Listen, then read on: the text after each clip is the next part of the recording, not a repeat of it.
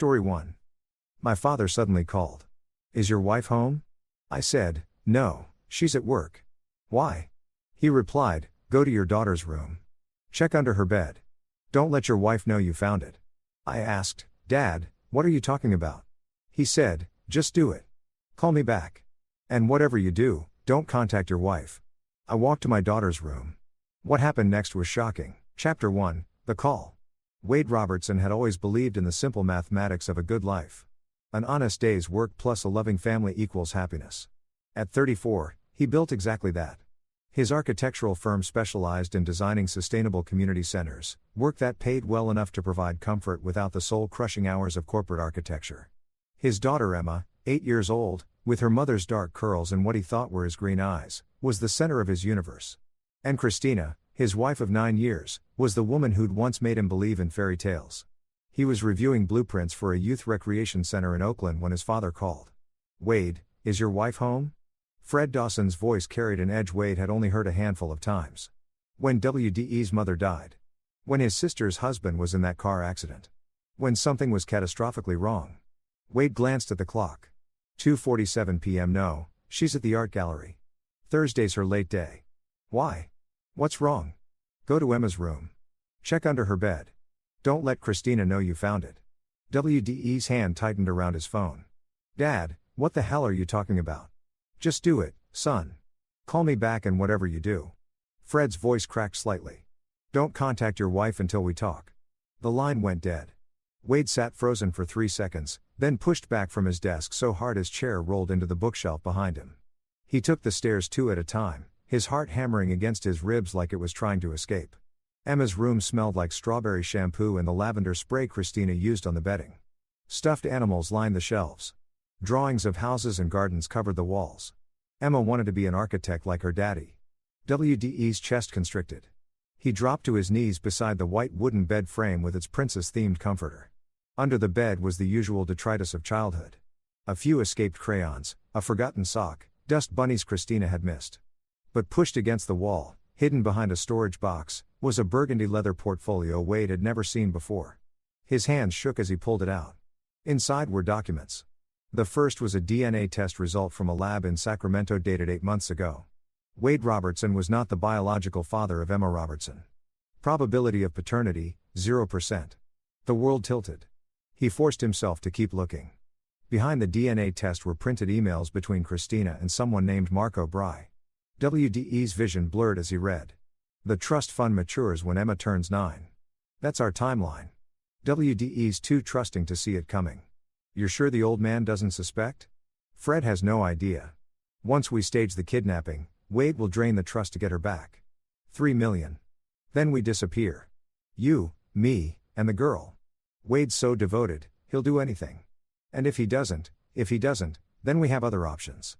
An accident. He works alone in that office late most nights. Wade couldn't breathe. There were more documents, handwritten notes about his schedule, his routines, the security codes to his office, photographs of his father's house, bank statements showing Christina had been siphoning money for 2 years into an account Wade didn't know existed, and at the bottom, a burner phone. He turned it on with trembling fingers. Text messages between Christina and Marco scrolled past, each one a knife wound. Countdown. 4 months until Emma's birthday. Then we're free of Wade for good. Does she suspect her daddy isn't real? Emma? She's just a kid. She'll adjust. Kids always do. And if Wade tries to fight for custody after the divorce, there won't be a custody battle. There won't be a Wade. Wade Robertson sat on his daughter's bedroom floor, surrounded by stuffed animals and princess posters, holding proof that his entire life was a lie. The woman he loved was planning to rob him. Kidnap the daughter he'd raised and quite possibly murder him. He should call the police. He should call a lawyer.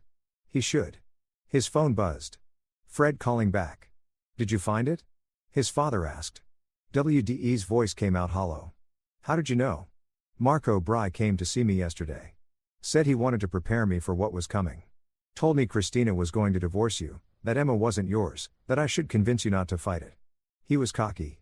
Way too cocky. Said things that didn't add up. I had a friend who works at the county clerk's office look into him. He's got a record. Fraud, extortion. I hired someone to dig deeper and they found enough for me to know you needed to see what was under that bed. Dad, they're planning too. I know. I've read copies of everything. I photographed it all when Christina was out last week. Fred's voice hardened. Marco made a mistake coming to me. He thought he could manipulate an old man. What he doesn't know is that I didn't build Dawson Construction from nothing by being stupid. And he sure as hell doesn't know what this family does to people who threaten our own. Wade closed his eyes. Fred Dawson was 72, a retired contractor who'd spent 50 years in the rough world of construction. He taught Wade that success required strategy, timing, and the willingness to get your hands dirty when necessary. What do we do? Wade asked. First, you act normal. Christina can't know we're on to her. Second, you document everything. I'll send you the number for Terrence Irwin, a private investigator I've used before. Third, we gather our people because, son, we're not just going to stop these bastards. Fred's voice dropped to something cold and promising. We're going to destroy them. Chapter 2, The Mask. WDE spent the next hour photographing every document, every text message, every piece of evidence. Then he carefully returned everything exactly as he'd found it, checking 3 times to make sure the portfolio was positioned correctly behind the storage box. He was in his home office, staring blankly at his computer screen when Christina came home at 6. Hey babe. Her voice floated up the stairs, light and cheerful, the voice of a woman without a care in the world. Emma is still at Jamie Young's house for the play date. I'm going to start dinner. Wade's stomach turned. Jamie Stout, Christina's best friend since college. Was she in on it, too? Sounds good, he called back, impressed by how steady his voice sounded. I'll be down in 10. He waited until he heard her moving around the kitchen, then called Terrence Irwin. The private investigator answered on the second ring. You must be Fred's son. He briefed me. I'm sorry for what you're going through. Can you find out everything about Marco Berry and Christina's friend, Jamie Stout? I need to know who else is involved. Already started. Marco Berry, 37, originally from Miami. 2 fraud convictions, served 18 months total. He's been in the Bay Area for 3 years. Works as a financial consultant, but has no legitimate clients I can find. Lives in a condo in San Jose that's way beyond his means. Want to guess who's been making the rent payments? Wade closed his eyes. Christina. Bingo. Payments from her secret account. I'll have more by tomorrow, including surveillance. As for Jamie Stout, she's clean so far, but I'll dig deeper. Fred mentioned you need a lawyer, too. Carlton Phillips is the best. Handles high-stakes divorces, but he also knows how to deal with complicated situations. I'll set up a meeting. After hanging up, Wade forced himself downstairs. Christina was making pasta, humming along to music from her phone. She wore the blue sundress he'd bought her for their anniversary. Her dark hair was pulled into a loose bun, a few curls escaping to frame her face. She looked exactly like the woman he'd fallen in love with 10 years ago at a gallery opening in Sacramento. How had he never seen it? The lies, the betrayal. Had there ever been any truth between them? You look stressed, Christina said, glancing over her shoulder with a concerned smile. Tough day. Wade moved behind her, forcing his arms around her waist, forcing himself to kiss her neck the way he always did. Every touch felt like touching poison. Just the usual deadline pressures. This smells amazing. She leaned back against him. You work too hard. Maybe we should take a vacation. Emma's birthday is coming up. We could do something special. Disneyland. Or maybe. She paused. Maybe somewhere more exciting. Just the 3 of us. The 3 of us. Before you fake her kidnapping and destroy me.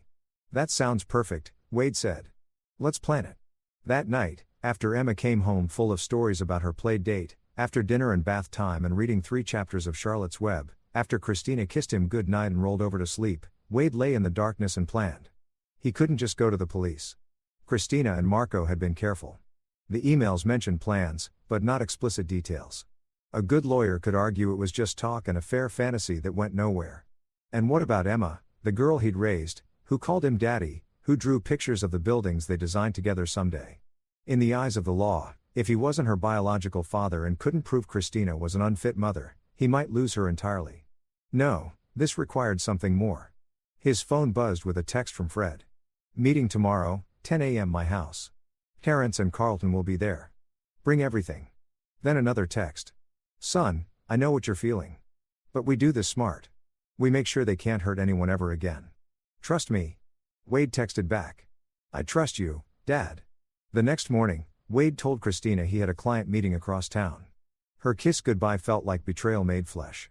At Fred's house, Wade found his father in the study with 2 other men.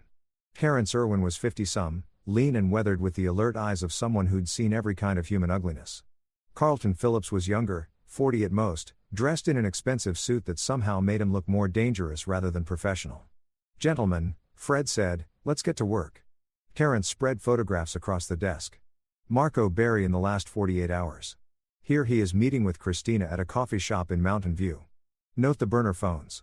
Here they are at a motel in Sunnyvale. Here's Marco meeting with someone interesting. He tapped one photo. A thin man with nervous eyes and a neck tattoo. Enoch Vasquez, drug dealer, but he's branched out. For the right price, he provides fake IDs, documents for smuggling people across borders, and according to my sources, he's been involved in staged kidnappings before. All fake. All for insurance fraud or ransom schemes. Marco paid him $15,000 last week. WDE's blood went cold. They're really going to do it. Carlton Phillips leaned forward. Here's what we know legally. You're Emma's presumptive father. You're on the birth certificate. You've raised her since birth. That gives you parental rights regardless of biology. However, Christina could challenge that. The evidence of her plan is good, but circumstantial. What we need is for them to actually commit a crime we can prove, but one that doesn't put Emma in real danger. You want them to think they're succeeding, Wade said slowly, so we can catch them in the act. Exactly. But more than that, Carlton's smile was sharp. We need to make sure that when this is over, they're not just arrested, they're ruined financially, socially, legally.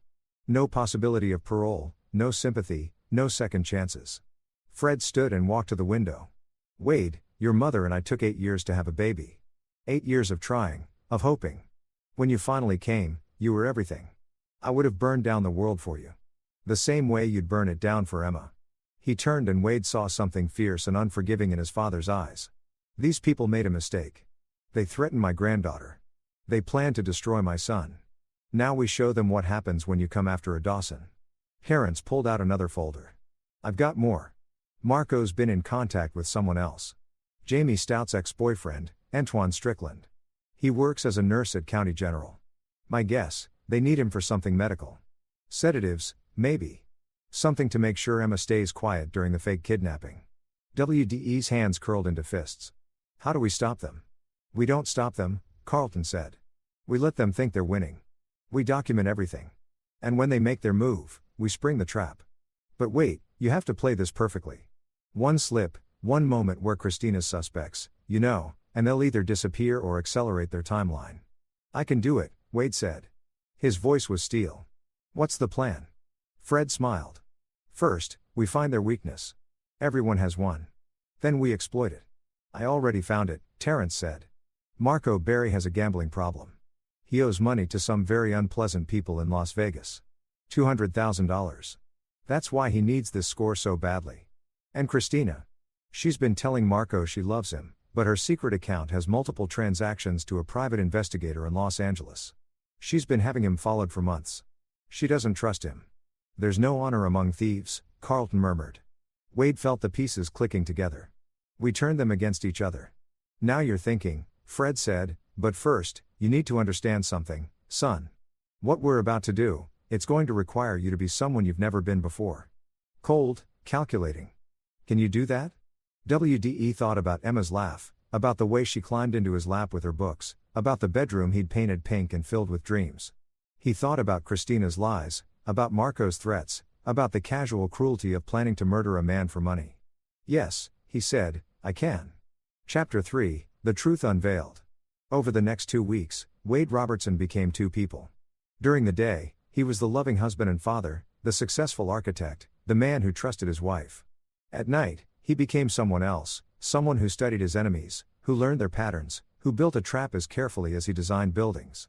Terran's surveillance revealed the full scope of the conspiracy. Marco and Christina met 3 times a week, always at different locations, always careful. They'd been planning this for over a year, since shortly after Christina had discovered Emma's true paternity through a heritage DNA test she'd done secretly. The biological father was a one-night stand from a conference in Chicago, a man who'd never known about Emma and whom Christina had no intention of ever contacting. But the revelation had changed something in her. She'd confessed the affair to Marco, whom she'd been seeing on and off for 5 years, and together they'd hatched their plan. WDE's family money, the trust fund his grandmother had established, Emma's upcoming 9th birthday when the funds matured. It was all just opportunity to them.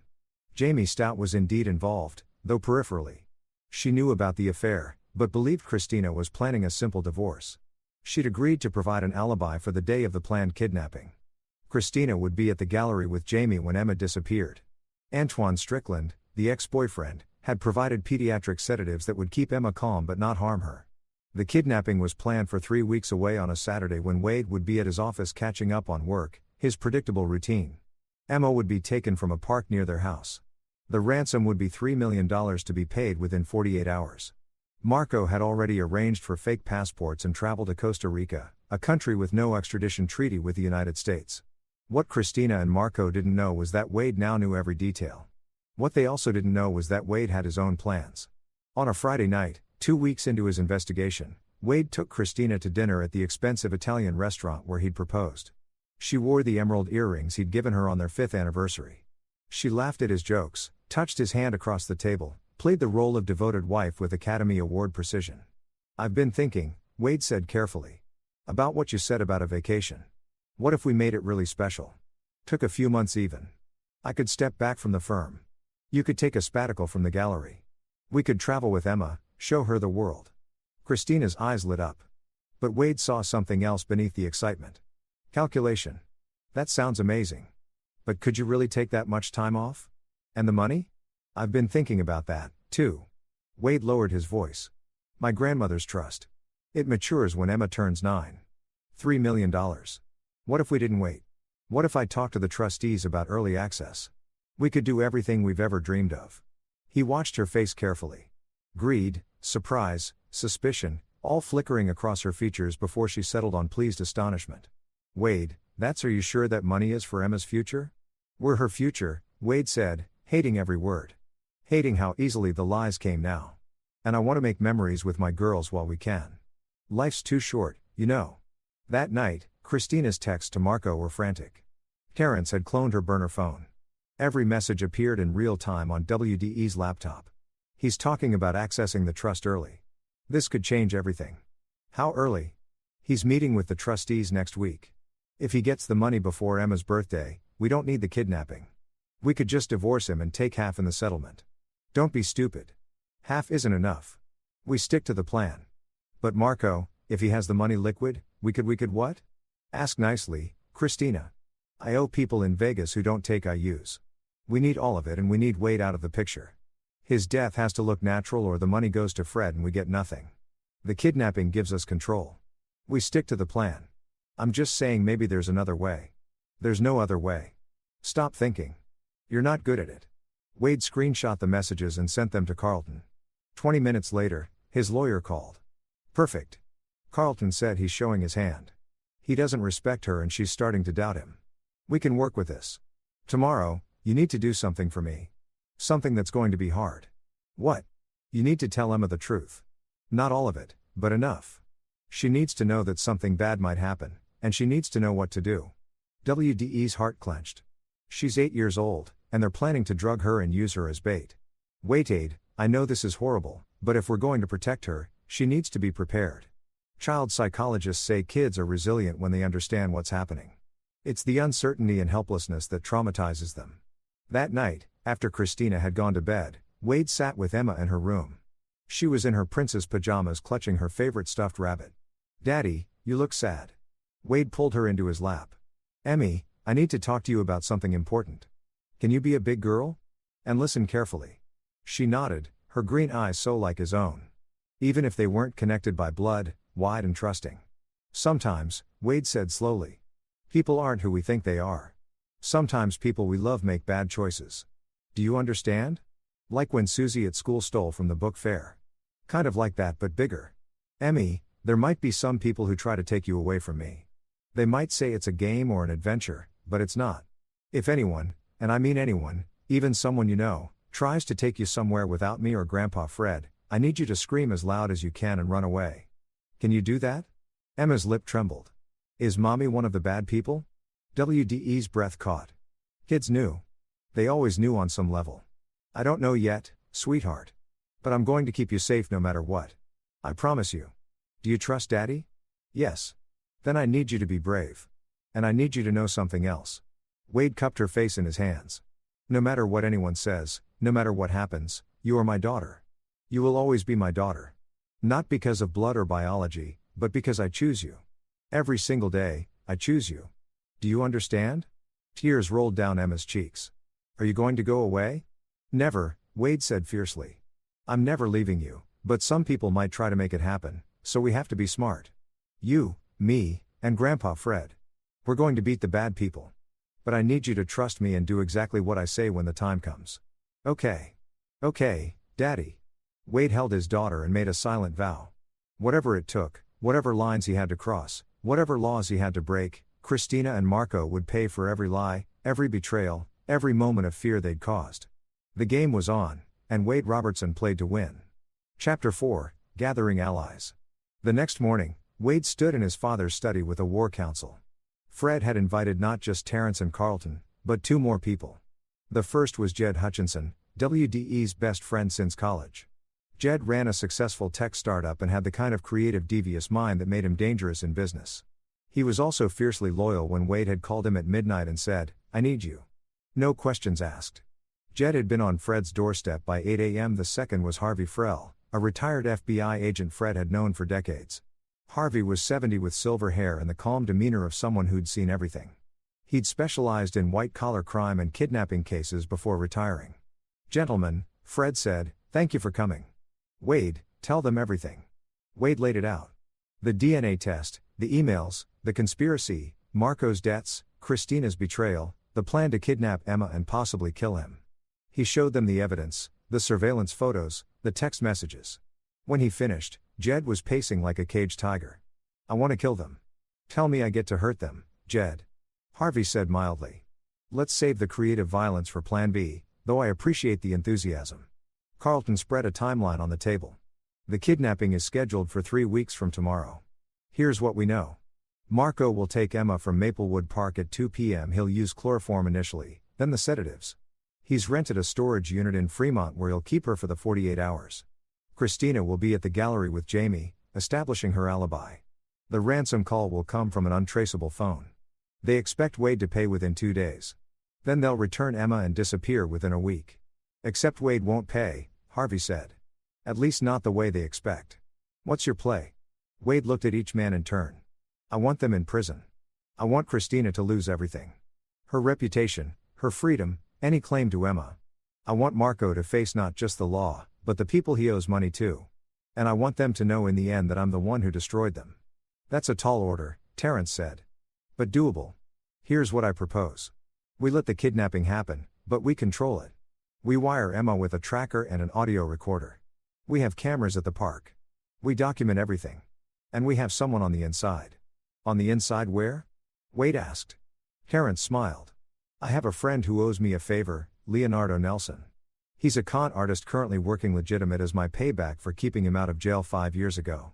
He's damn good. I introduce him to Marco as someone who can help with the Costa Rica arrangements. Marco will trust him because he'll present as exactly the kind of criminal Marco wants to work with. Leonardo documents everything and when it's time, he makes sure Marco can't run." "And Christina?" Jed asked. Carlton pulled out another folder. "Christina's the weak link. She's getting cold feet. The texts prove it. We accelerate that. Wade, you're going to play the devoted husband even harder. Make her doubt Marco. Make her wonder if she's making a mistake. Meanwhile, I'm going to have a conversation with the trustees of your grandmother's trust. We're going to set up a very special transaction." Fred nodded. "Tell them." Carlton's smile was razor sharp. "Wade will request early access to the trust, but not all of it. $1 million for that family vacation. The trustees will agree, but with conditions. The money goes into an escrow account that requires both Wade and Christina's signatures to access, and there's a 30-day waiting period for fraud protection. This serves 2 purposes. First, it tells Marco and Christina that the money is real and accessible. Second, when they try to access it after the kidnapping, we've got them on camera committing fraud." "Beautiful," Harvey murmured. "What about the actual kidnapping?" "The girl needs protection." WDE's jaw tightened. "That's non-negotiable. Emma doesn't get hurt. Not even scared if we can help it." "Understood," Terrence said. "Here's how we handle it. The tracker we put on Emma is actually 2 devices.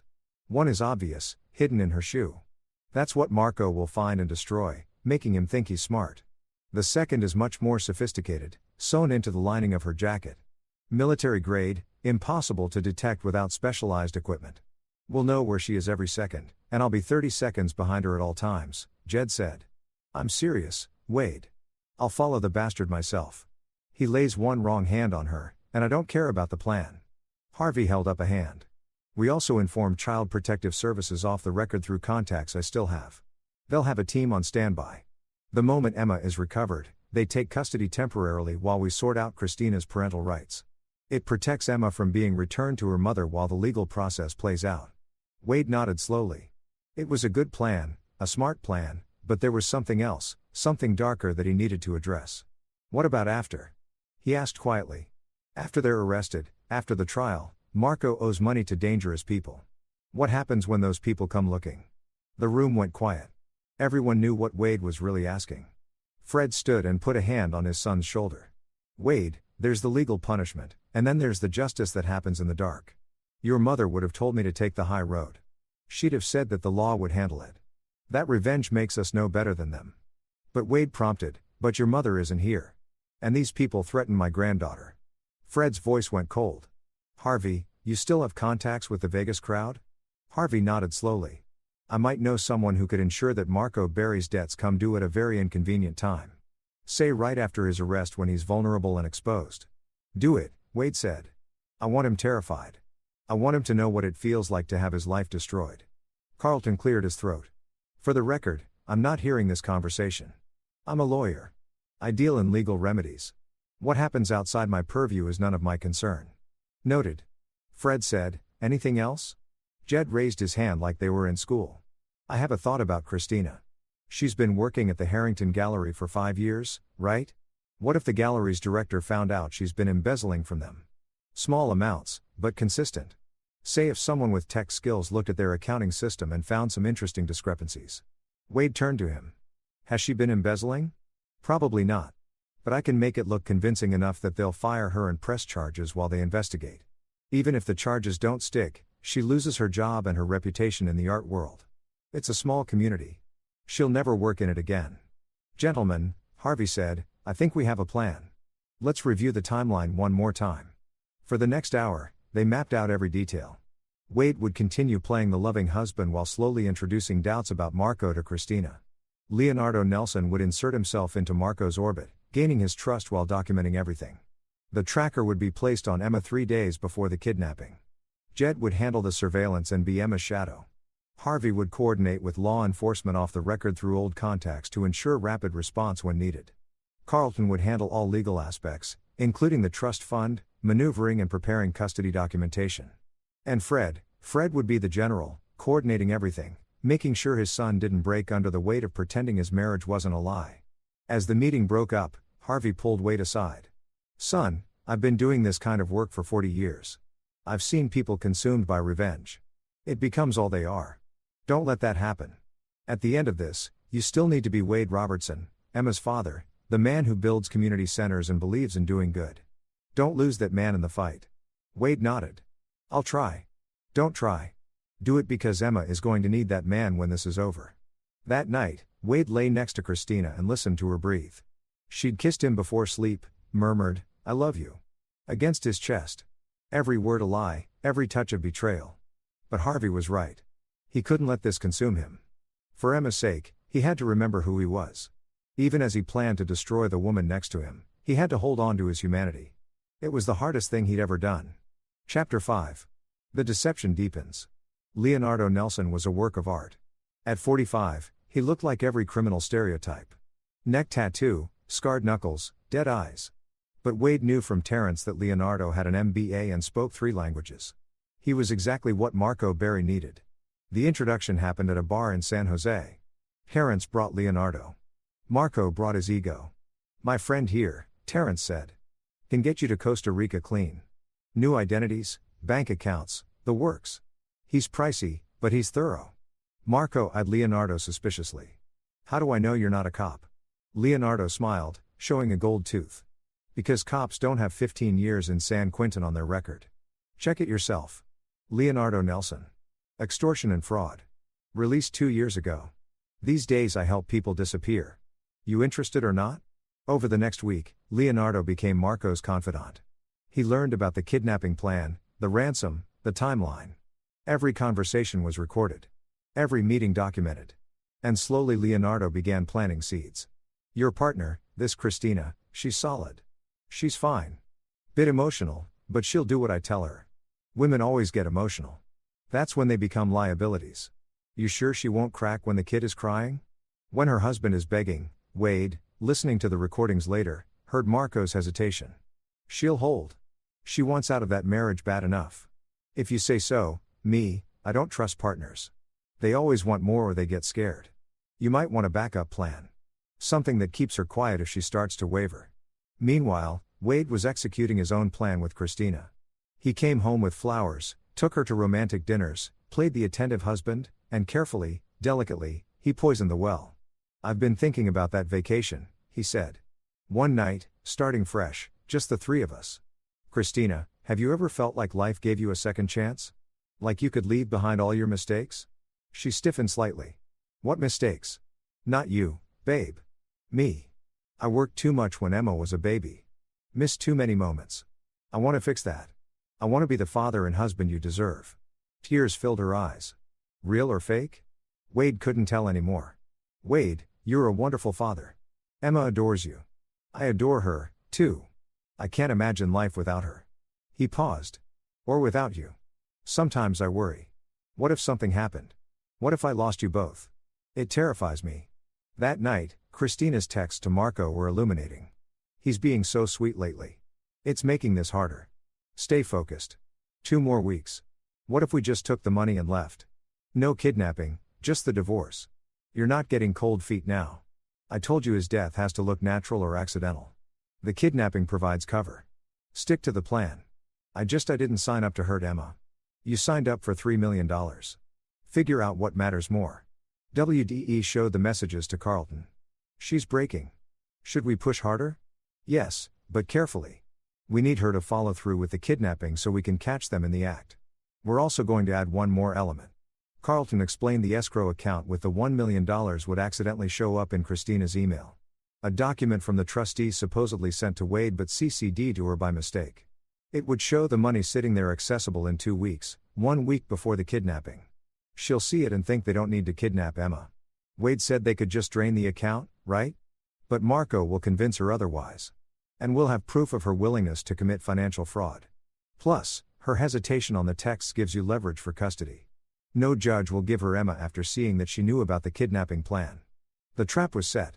Now they just had to wait for Marco and Christina to walk into it. But 3 days later, everything almost fell apart.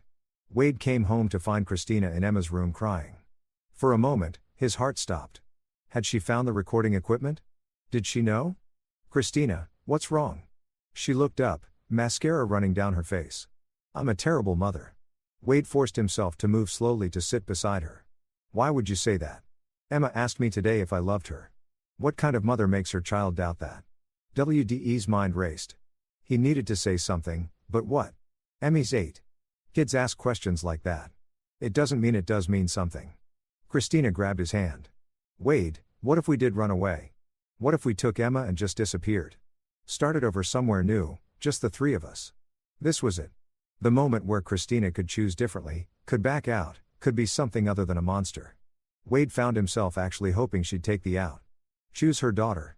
Prove there was something human left in her. We could, Wade said carefully. We could go anywhere you want. For a long moment, Christina stared at him. Then her phone buzzed. She glanced at it and Wade saw her expression harden. Never mind, she said, standing abruptly. I'm just being emotional. Forget I said anything. She left the room. Wade checked his laptop later and saw Marco's text. Getting sentimental. Remember what happens if you back out now? I know people, Christina, people who don't appreciate being set up to take a fall. You're in this whether you like it or not. Marco was threatening her. And Christina, instead of going to the police, instead of confessing to Wade, instead of protecting her daughter, had chosen to proceed.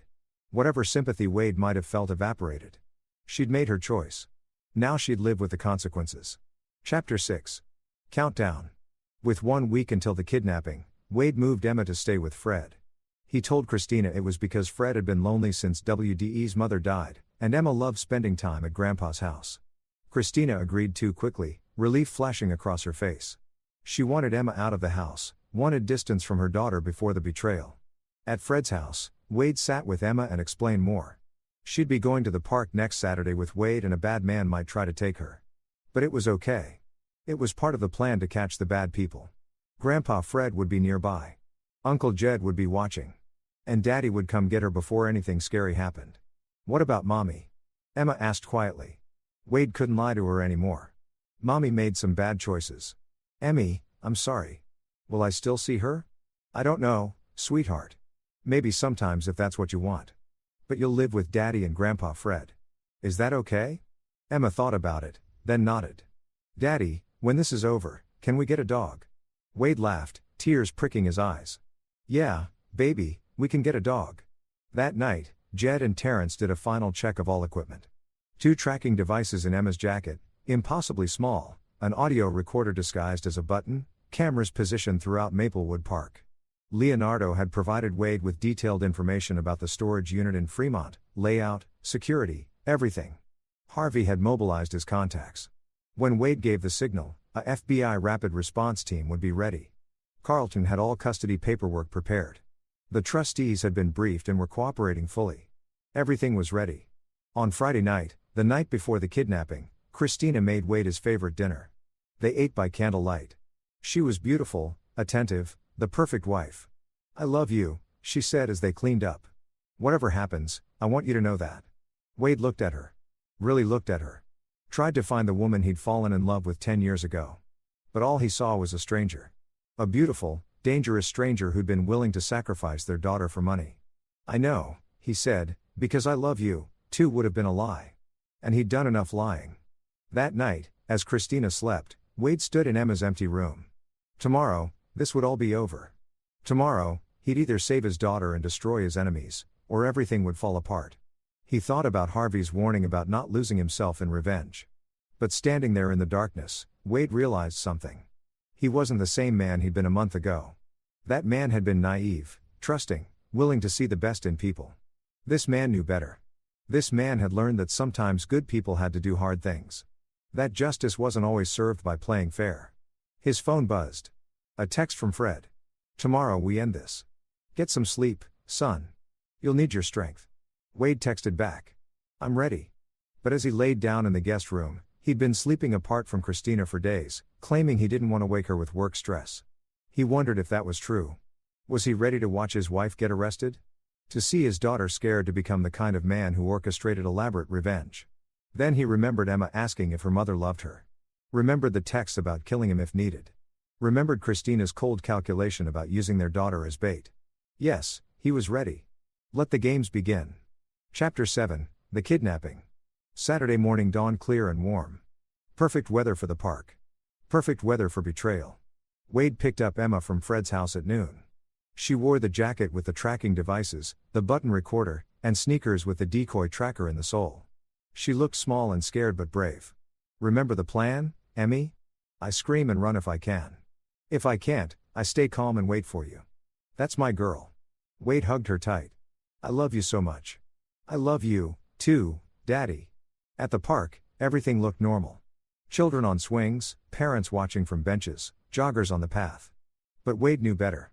Jed was the jogger in the blue shirt. Terrence was the man reading on a bench. 2 of Harvey's contacts were posing as a couple having a picnic, and Leonardo had positioned himself near the parking lot watching Marco. Wade played with Emma for an hour, pushing her on the swings, timing everything perfectly.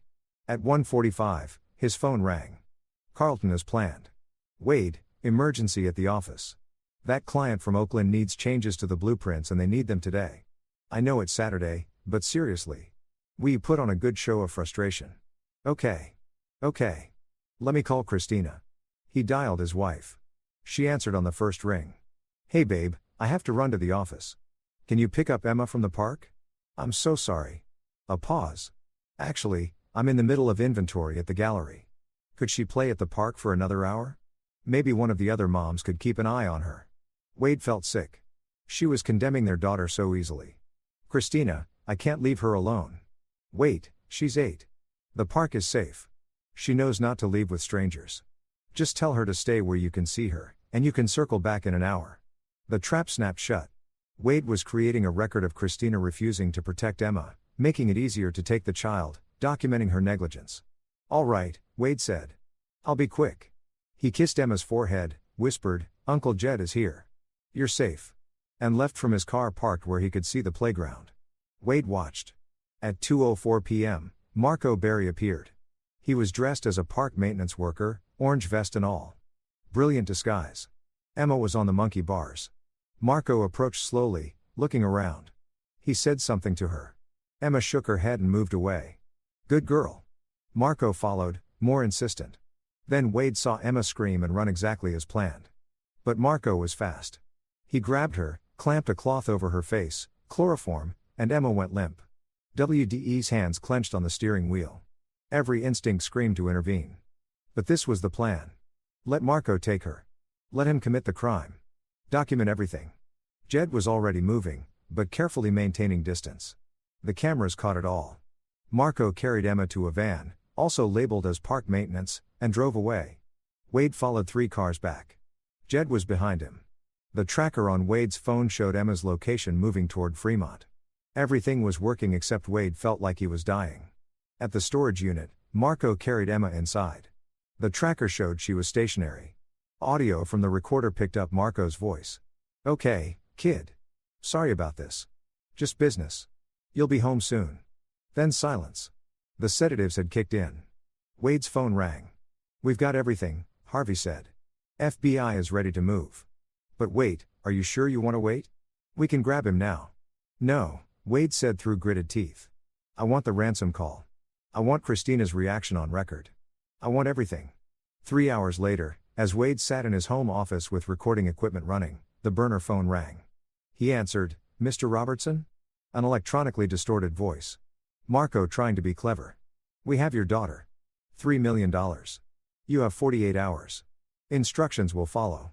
If you call police, she dies. If you tell anyone, she dies. Understand? Please, Wade said, injecting terror into his voice. Please don't hurt her. I'll do anything. Good. Wait for our call.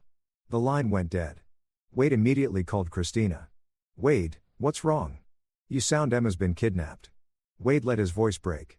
Someone took her from the park. They want $3 million. Christina, our baby.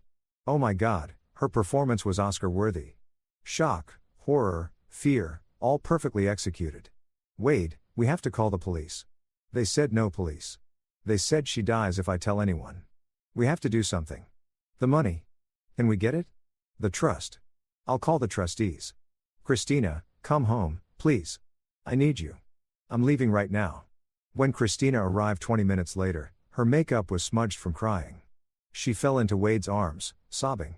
Our baby, Wade, our baby.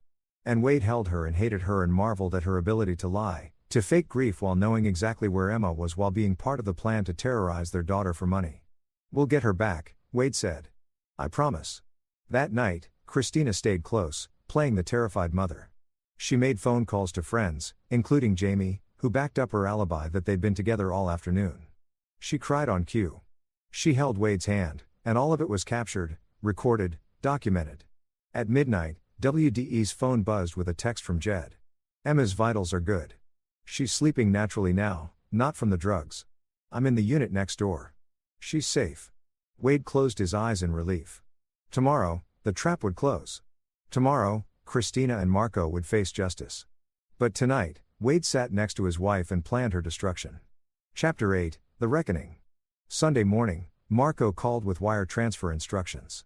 $3 million to an offshore account, untraceable and immediate. We played his part perfectly. I've contacted the trustees. They'll release the funds, but it takes 24 hours to transfer that amount. Please, I'm doing everything you asked. Just don't hurt my daughter. You have until tomorrow noon, Marco said. Not a minute later. What Marco didn't know was that the wire transfer was flagged. The moment he tried to access the money, federal agents would pinpoint his location. Carlton had worked magic with the bank, setting up the perfect trap. At 3:00 p.m., Wade received a call from Christina's phone, but it wasn't her voice. Mr. Robertson, this is Jamie Stout. I need to tell you something about Christina. WDE's pulse jumped. Jamie, what? She's been lying to you about yesterday about everything. We weren't together at the gallery. I don't know where she was, but she asked me to lie for her, and I did, but I can't anymore. Not with Emma missing. Mr. Robertson, I think Christina knows something about the kidnapping. Wade blinked. This wasn't part of the plan. Jamie, where is Christina now? She just left my house. She was frantic, talking about needing to fix something. She mentioned a storage unit in Fremont. I'm scared. I think she's involved in something terrible. Wade made a split-second decision. Jamie, call this number. He gave her Harvey's contact. Tell him everything you just told me. Then stay where you are and don't talk to Christina. He hung up and immediately called Terrence. Jamie Stout just flipped. She's talking. Where's Christina? On the move. Heading toward Fremont. Toward the storage unit. Wade's blood ran cold. She's going to Marco. Something's wrong. Move in now. FBI is rolling. Wade, stay where you are. That's my daughter. Wade was already grabbing his keys. I'm not waiting. He drove like a demon, calling Fred. It's happening now. Get to Fremont. Bring Jed. At the storage facility. Chaos had erupted. Christina's car was parked haphazardly near Unit 247. Wade could hear shouting.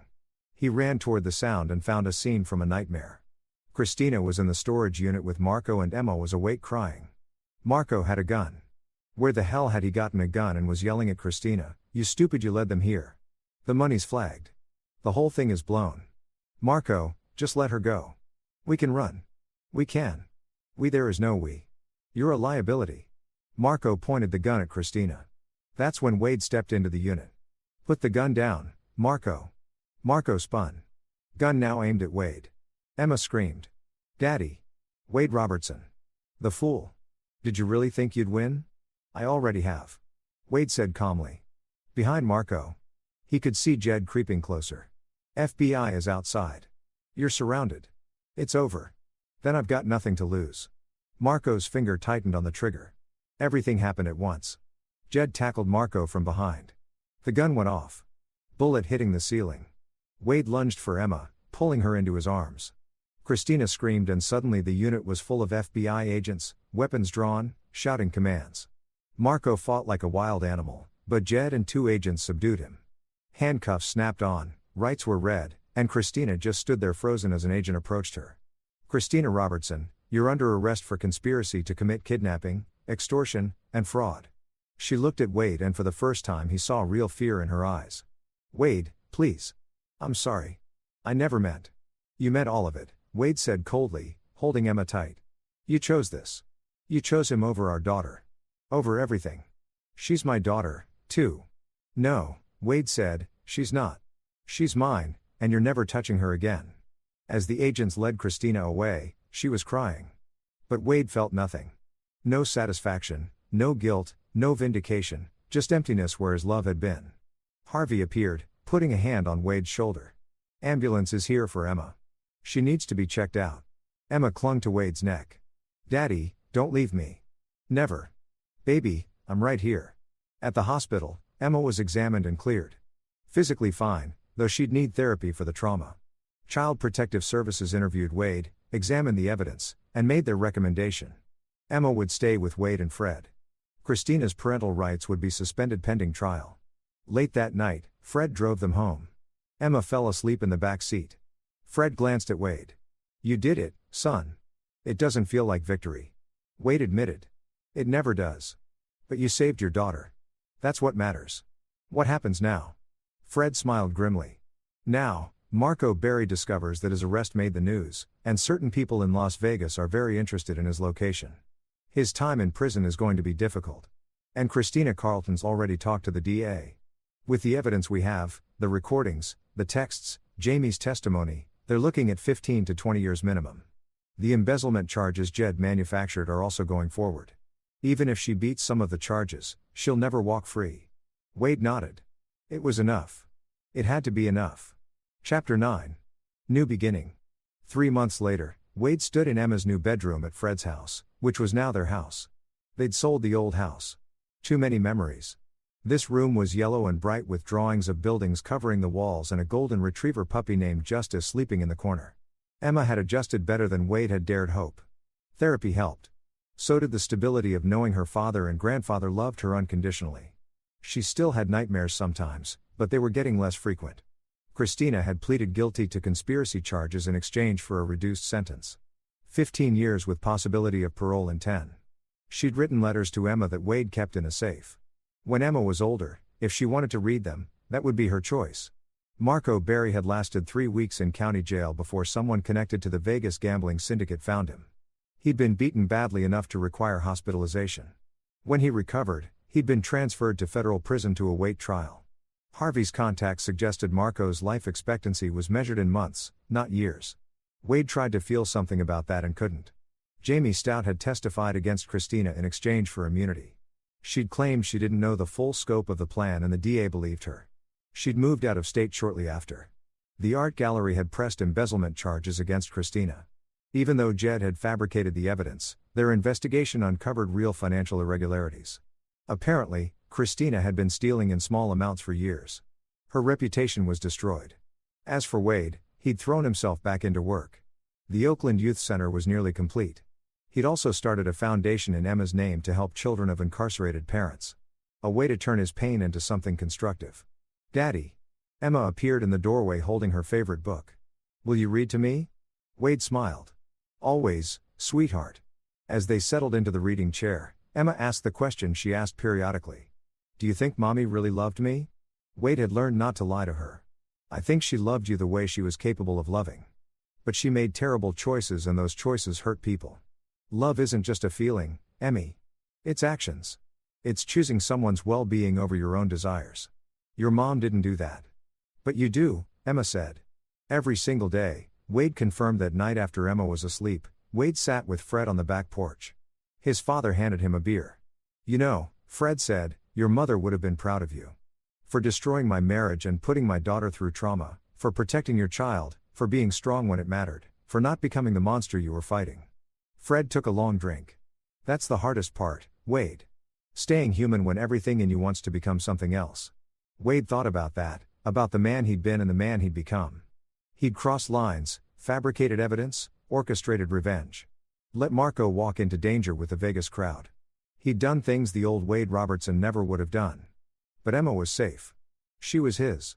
She'd grow up knowing her father fought for her, protected her, loved her enough to do hard things. "I'd do it again," Wade said quietly.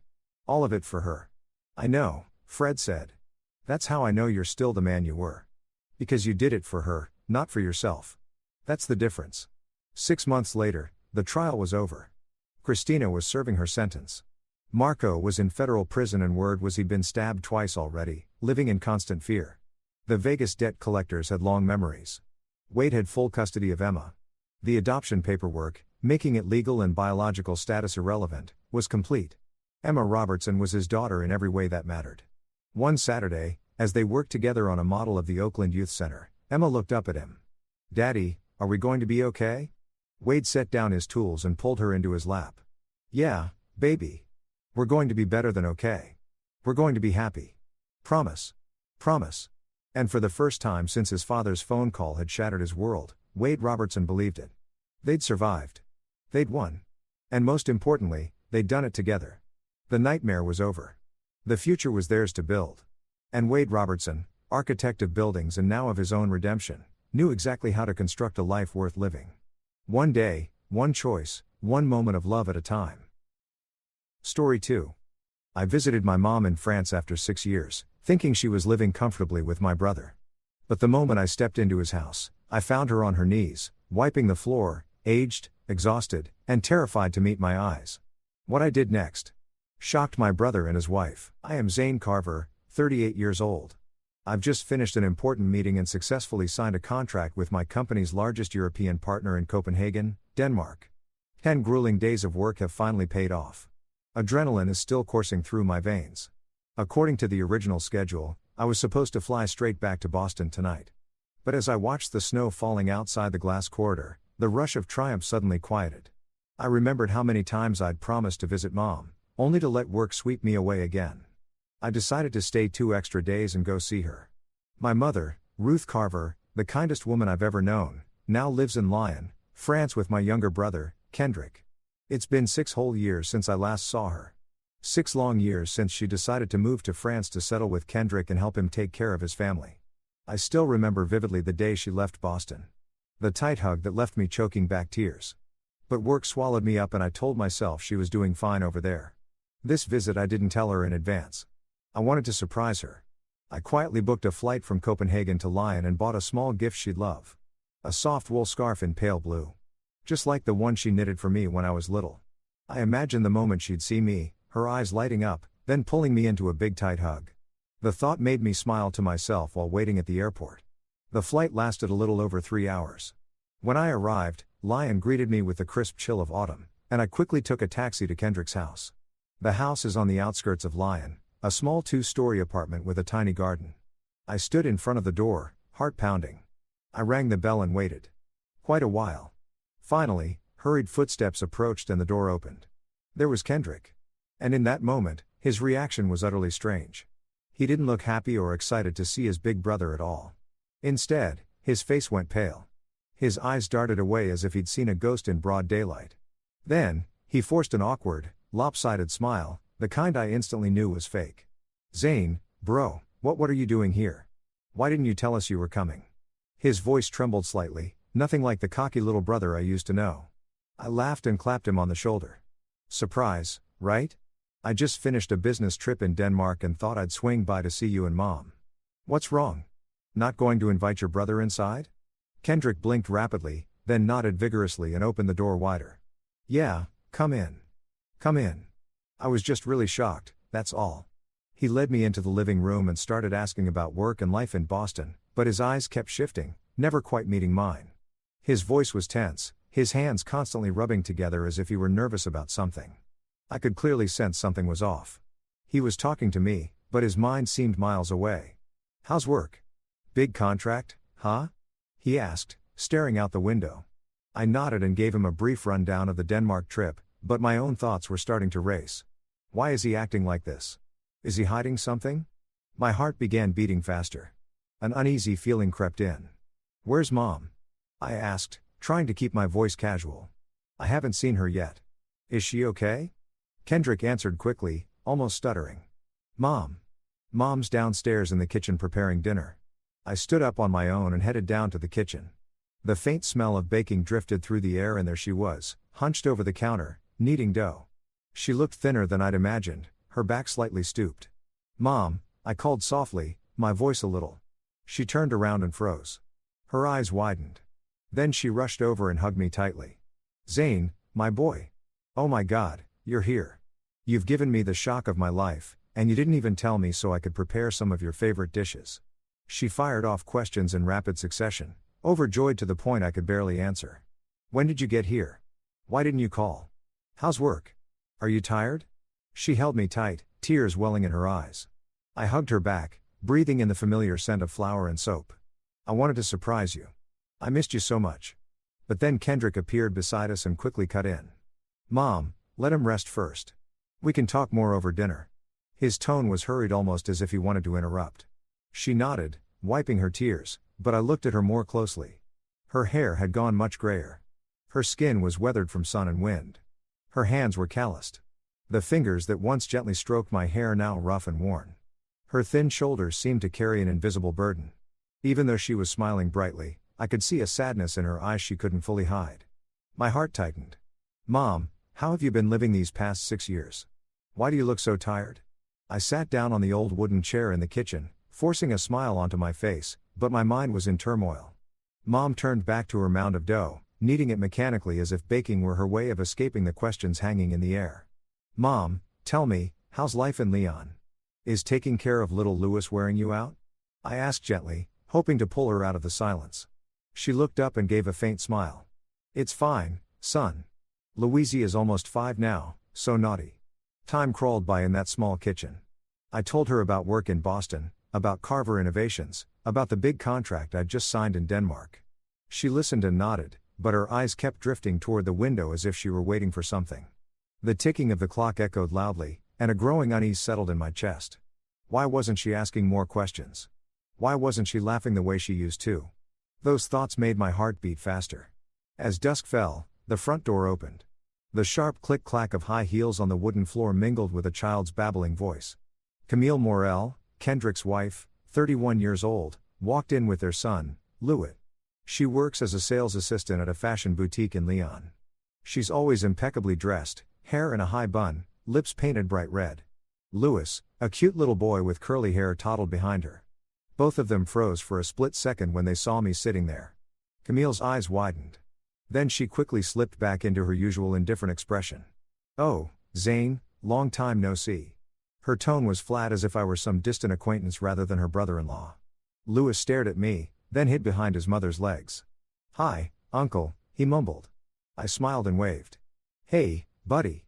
You've grown so much I almost didn't recognize you." Camille just nodded, hung her coat on the rack, popped down on the sofa, and immediately buried herself in her phone without a single word to Ruth. Mom came out of the kitchen smiling. "Camille, you're home.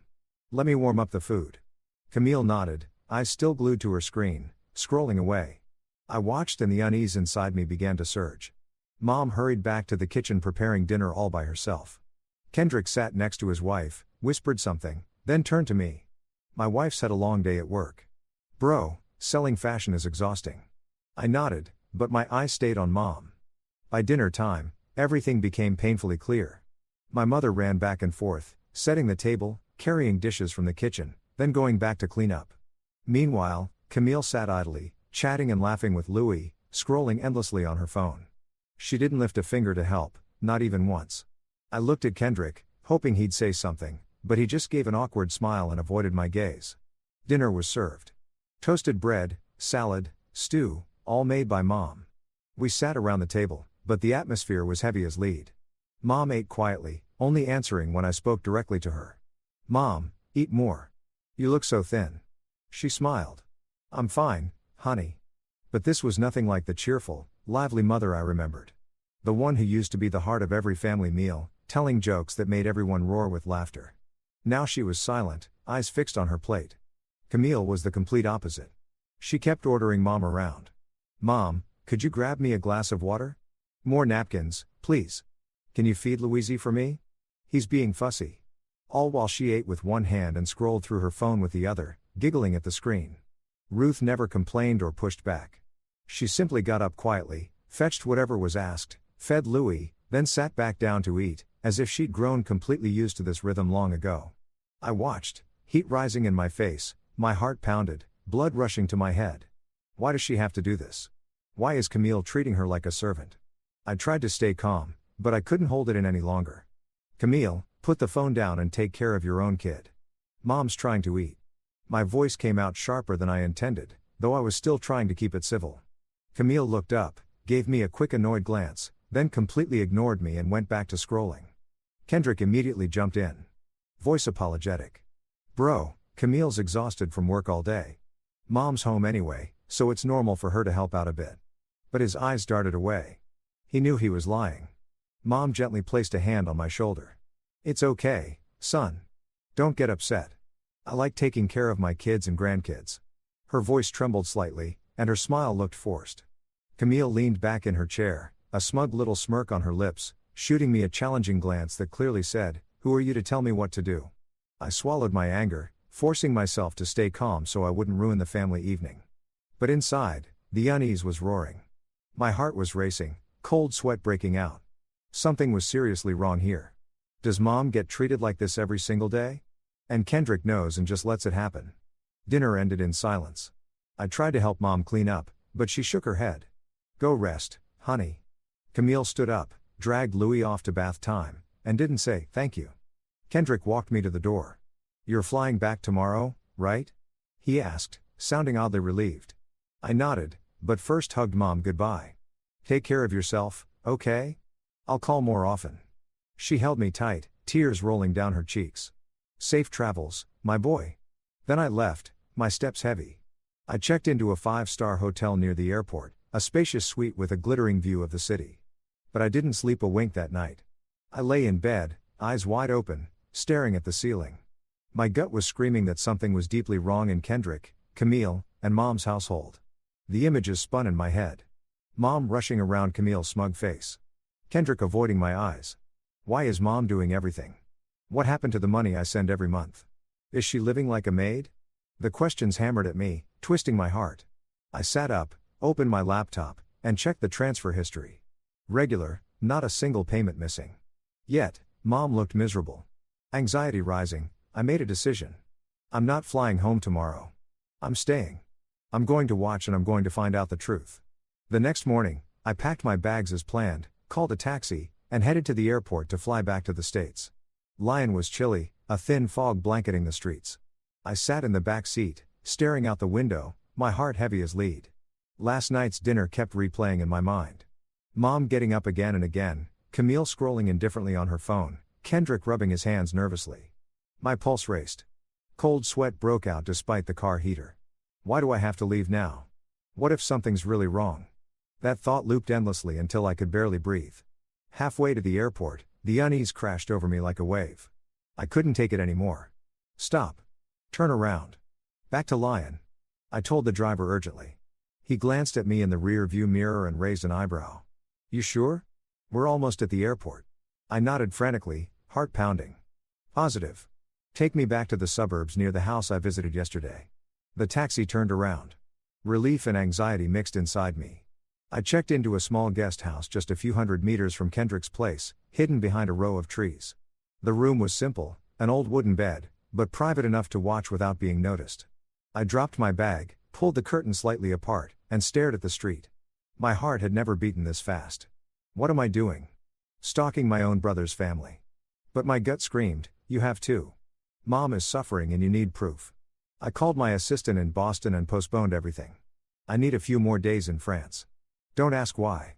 Then I sat there waiting, nerves on edge like an amateur detective in a film noir. For the next few days, I watched from a cafe across the street.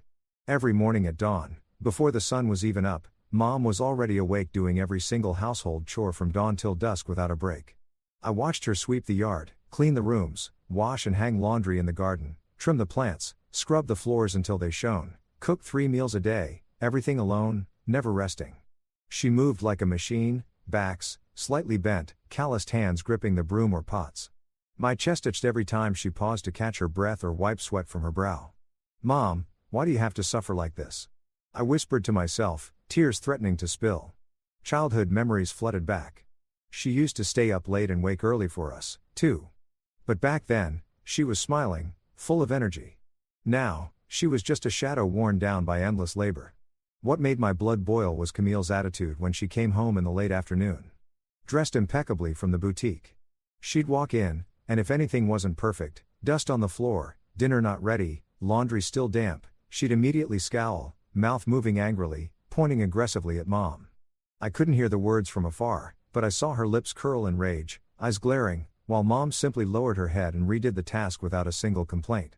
Mom would scrub the floor again, rearrange things, or rush back to the kitchen to fix the food. Meek resigned as if this were normal. And Kendrick, he never once defended her. He'd come home, collapse on the sofa, and let his wife berate and order their own mother around with sharp gestures and muttered words. When Camille pointed and shouted, he'd even put a hand on his wife's shoulder to calm her down instead of standing up for Mom. Watching from a distance, I clenched my fists so hard my nails dug into my palms. Blood roaring in my ears. How could he do this? My own flesh and blood brother, letting our mother be treated like a slave just to keep his wife happy. It was crystal clear. Camille treated Mom like a free maid. Never a thank you, only scowls and silent scolding. And Kendrick, with his stupid, spineless loyalty to his wife, always took her side with silent nods, as if he feared losing her more than he loved his own mother. Rage and pain twisted inside me. I wanted to storm in, kick the door down, confront them, and drag Mom back to America that very second. That's enough. You're coming with me. I imagined myself shouting, but I held back. I knew Mom would refuse. She always sacrificed herself. Always tried to keep the peace. It would only make things messier. She might even be angry at me. So I waited, watched, the tension building day by day. Every night back at the guest house, I lay awake, haunted by the image of her bowed head. What do I do? How much longer? On the last day before I planned to leave, I decided to sneak closer for one final look at Mom. Night was falling, Lyon street lights glowing dimly. I hid behind a maple tree, heart thumping like a drum. Inside, the kitchen light was on.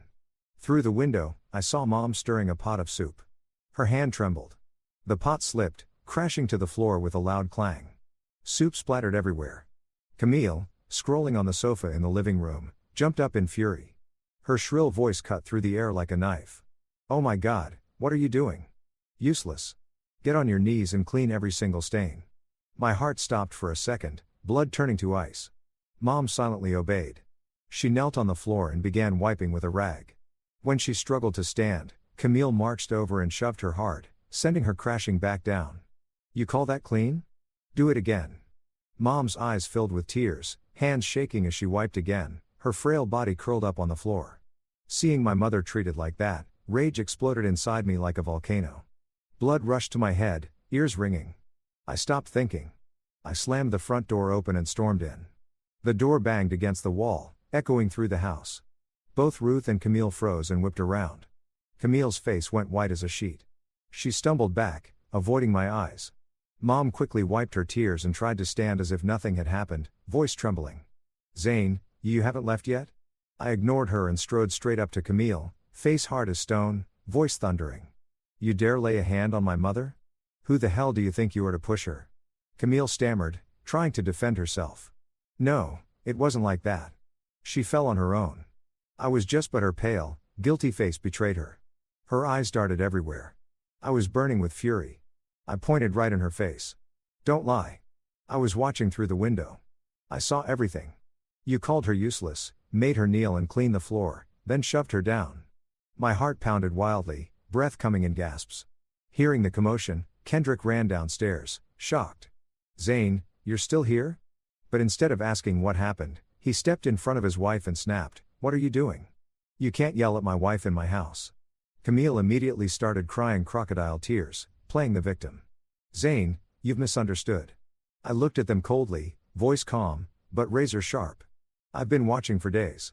I've seen Mom treated like a servant, working from morning till night, scolded, ordered around. What just happened crossed every line I can tolerate. I'm taking Mom back to America right now." Mom grabbed my hand, trembling, shaking her head as tears rolled down. "No, son. It's not a big deal. I'm used to life here. I want to stay and take care of the kids and grandkids." But I saw the fear in her eyes. Fear of leaving. Fear of breaking the family apart. Not a real desire to stay. I understood everything had gone too far. My heart felt like it was being torn apart.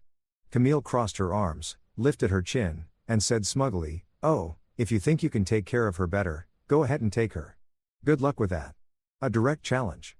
Faced with her insolence, Kendrick just stood there rubbing his hands awkwardly, looking uncomfortable, but saying nothing. I couldn't stand another second. I took Mom's hand and squeezed it tight. "Let's go, Mom. You're not staying here anymore." We walked out of Kendrick's house. Behind us, the door slammed shut on Camille's frustrated screams and fake crying. I took Mom to the guest house where I'd been staying, not far away. She was silent the whole way, clutching my hand steps heavy. Once inside the room, I ordered food from a nearby place. Sandwiches, salad, juice, hoping she'd eat something. But she touched nothing. Just sat on the bed, staring into space. Mother and son barely spoke. We sat in heavy silence, each lost in our own storm of emotions. I looked at her thin, red-eyed, and the question screamed inside me. Why did you let it get this bad? But I didn't dare ask. I was afraid of hurting her more. She glanced at me as if reading my thoughts and forced a weak smile. "I'm okay, son." But the air remained thick with pain. The truth was out, but the journey wasn't over. That night, we sat side by side in silence, waiting for dawn. To lighten the mood, I told her about Boston, about the company, but she only nodded, eyes distant. The past 6 years must have been tormenting her. I blamed myself. Why didn't I come sooner? The money I sent Kendrick every month, now I knew something was seriously wrong with it. My heart still raced. Anger still simmering. But now she was here safe. I hugged her and whispered, "From now on, I'll take care of you." She gently squeezed my hand, tears falling softly. The next morning, sunlight filtered through the thin curtains of the little room in Lyon, softly illuminating the space. I woke early and ordered breakfast from a nearby cafe. Fresh baguette, cheese, fruit, and steaming coffee. Mom stirred awake, her eyes still red and swollen, but she managed to smile when she saw me. "My boy, did you sleep well?" she asked, her voice. I shook my head and sat down beside her. We ate breakfast together at the small wooden table, but the air remained heavy. She nibbled on a piece of bread, eyes lowered while I watched her, my heart twisting. Mom, today I'm taking you back to America with me. You'll live with me, Savannah and little Daisy. Our place in Boston is spacious. You'll be comfortable there. I repeated the offer, my voice firm yet gentle. At first, Ruth refused, shaking her head vigorously. No, son. I'm used to it here. Kendrick and Camille, they need me. Louis is still so young. Her voice trembled, her eyes avoiding mine, as if she were trying to convince herself. But I wouldn't back down. My heart raced at the thought of her returning to that hellish house. Mom, I've seen everything. You can't stay there. I won't let you suffer any longer. Come with me. You'll have a better life. I promise. I took her hands, squeezing them tightly, my voice thick with emotion. She was silent for a long time, tears rolling down her cheeks. Finally, she nodded weakly, almost reluctantly. All right, son. I'll go with you. Relief flooded through me, but the unease lingered. Was she agreeing because she was exhausted or because she was afraid? I quickly booked tickets for the afternoon flight to Boston. We packed her few belongings. She had almost nothing, just a handful of old clothes, and headed to the airport. On the way, she was quiet, staring out the taxi window, clutching her purse tightly. I put an arm around her shoulders and whispered, "Everything's going to be okay, Mom." But my own heart was still pounding, anxious about what might still come to light. The flight lasted nearly 12 hours, yet to me it felt like an endless journey back through time. We sat side by side in economy, the plane shuddering slightly as it lifted off, leaving Lion behind. She gazed out the window, eyes distant while I held her hand, feeling the roughness of her fingers. My pulse raced as if I were on the verge of uncovering a huge secret. Mom, tell me, what have these 6 years really been like? Why didn't you ever say anything? I asked gently but persistently. She stayed silent for a long time, gripping my hand harder, clearly wrestling with herself. The plane rocked through some clouds and I thought she wouldn't answer. Then she sighed and began in a small voice. All right, let me tell you. She said the first few months after moving in with Kendrick's family had been peaceful enough. She looked after newborn Lou, cooked simple meals, did a little cleaning, and felt useful. I was happy, son, holding my grandson, singing him the same lullabies I sang to you and Kendrick. The house felt warm. Camille even thanked me back then. She gave a faint smile, but it quickly faded. I listened, my heart beating faster, a bad feeling rising. And then what happened? When Camille returned to work after maternity leave, the atmosphere changed. Mom no longer just watched the baby. She had to do everything. Laundry, cleaning, cooking, 3 meals a day, grocery shopping. There was no time to breathe. At first, I thought it was temporary. Camille was busy with work, so I did it gladly. I believed I was helping my son and his family settle in. Her voice shook as she squeezed my hand. But the more time passed, the more Camille took it for granted and started giving orders like, Mom was hired help. She'd say, Mom, do this.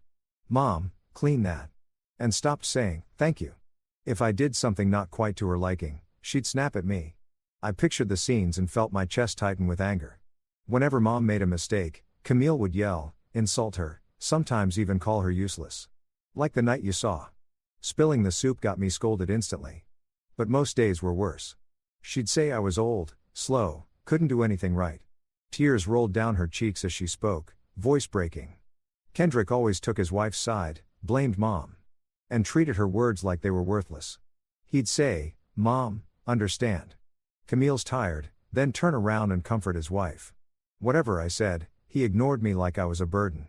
Hearing this, I felt choked with rage, my grip on her hand trembling. The image of Kendrick shielding his wife, Camille's smug chin lift, it all came rushing back, making my blood boil. How could he? That's my own brother. Mom endured it all without ever telling me. Partly for little Louis. She was afraid if she left, her grandson would miss his grandma's care. Partly because she didn't want her 2 sons to fall out. I thought if I told you you'd be furious with Kendrick.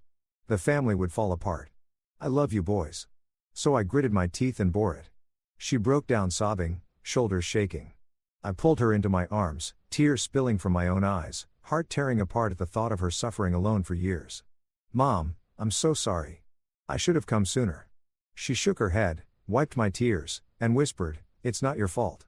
I took a deep breath, trying to stay calm, then asked the question that had been burning inside me. Mom, I've been sending money to Kendrick every month for your care. Did you ever see any of it?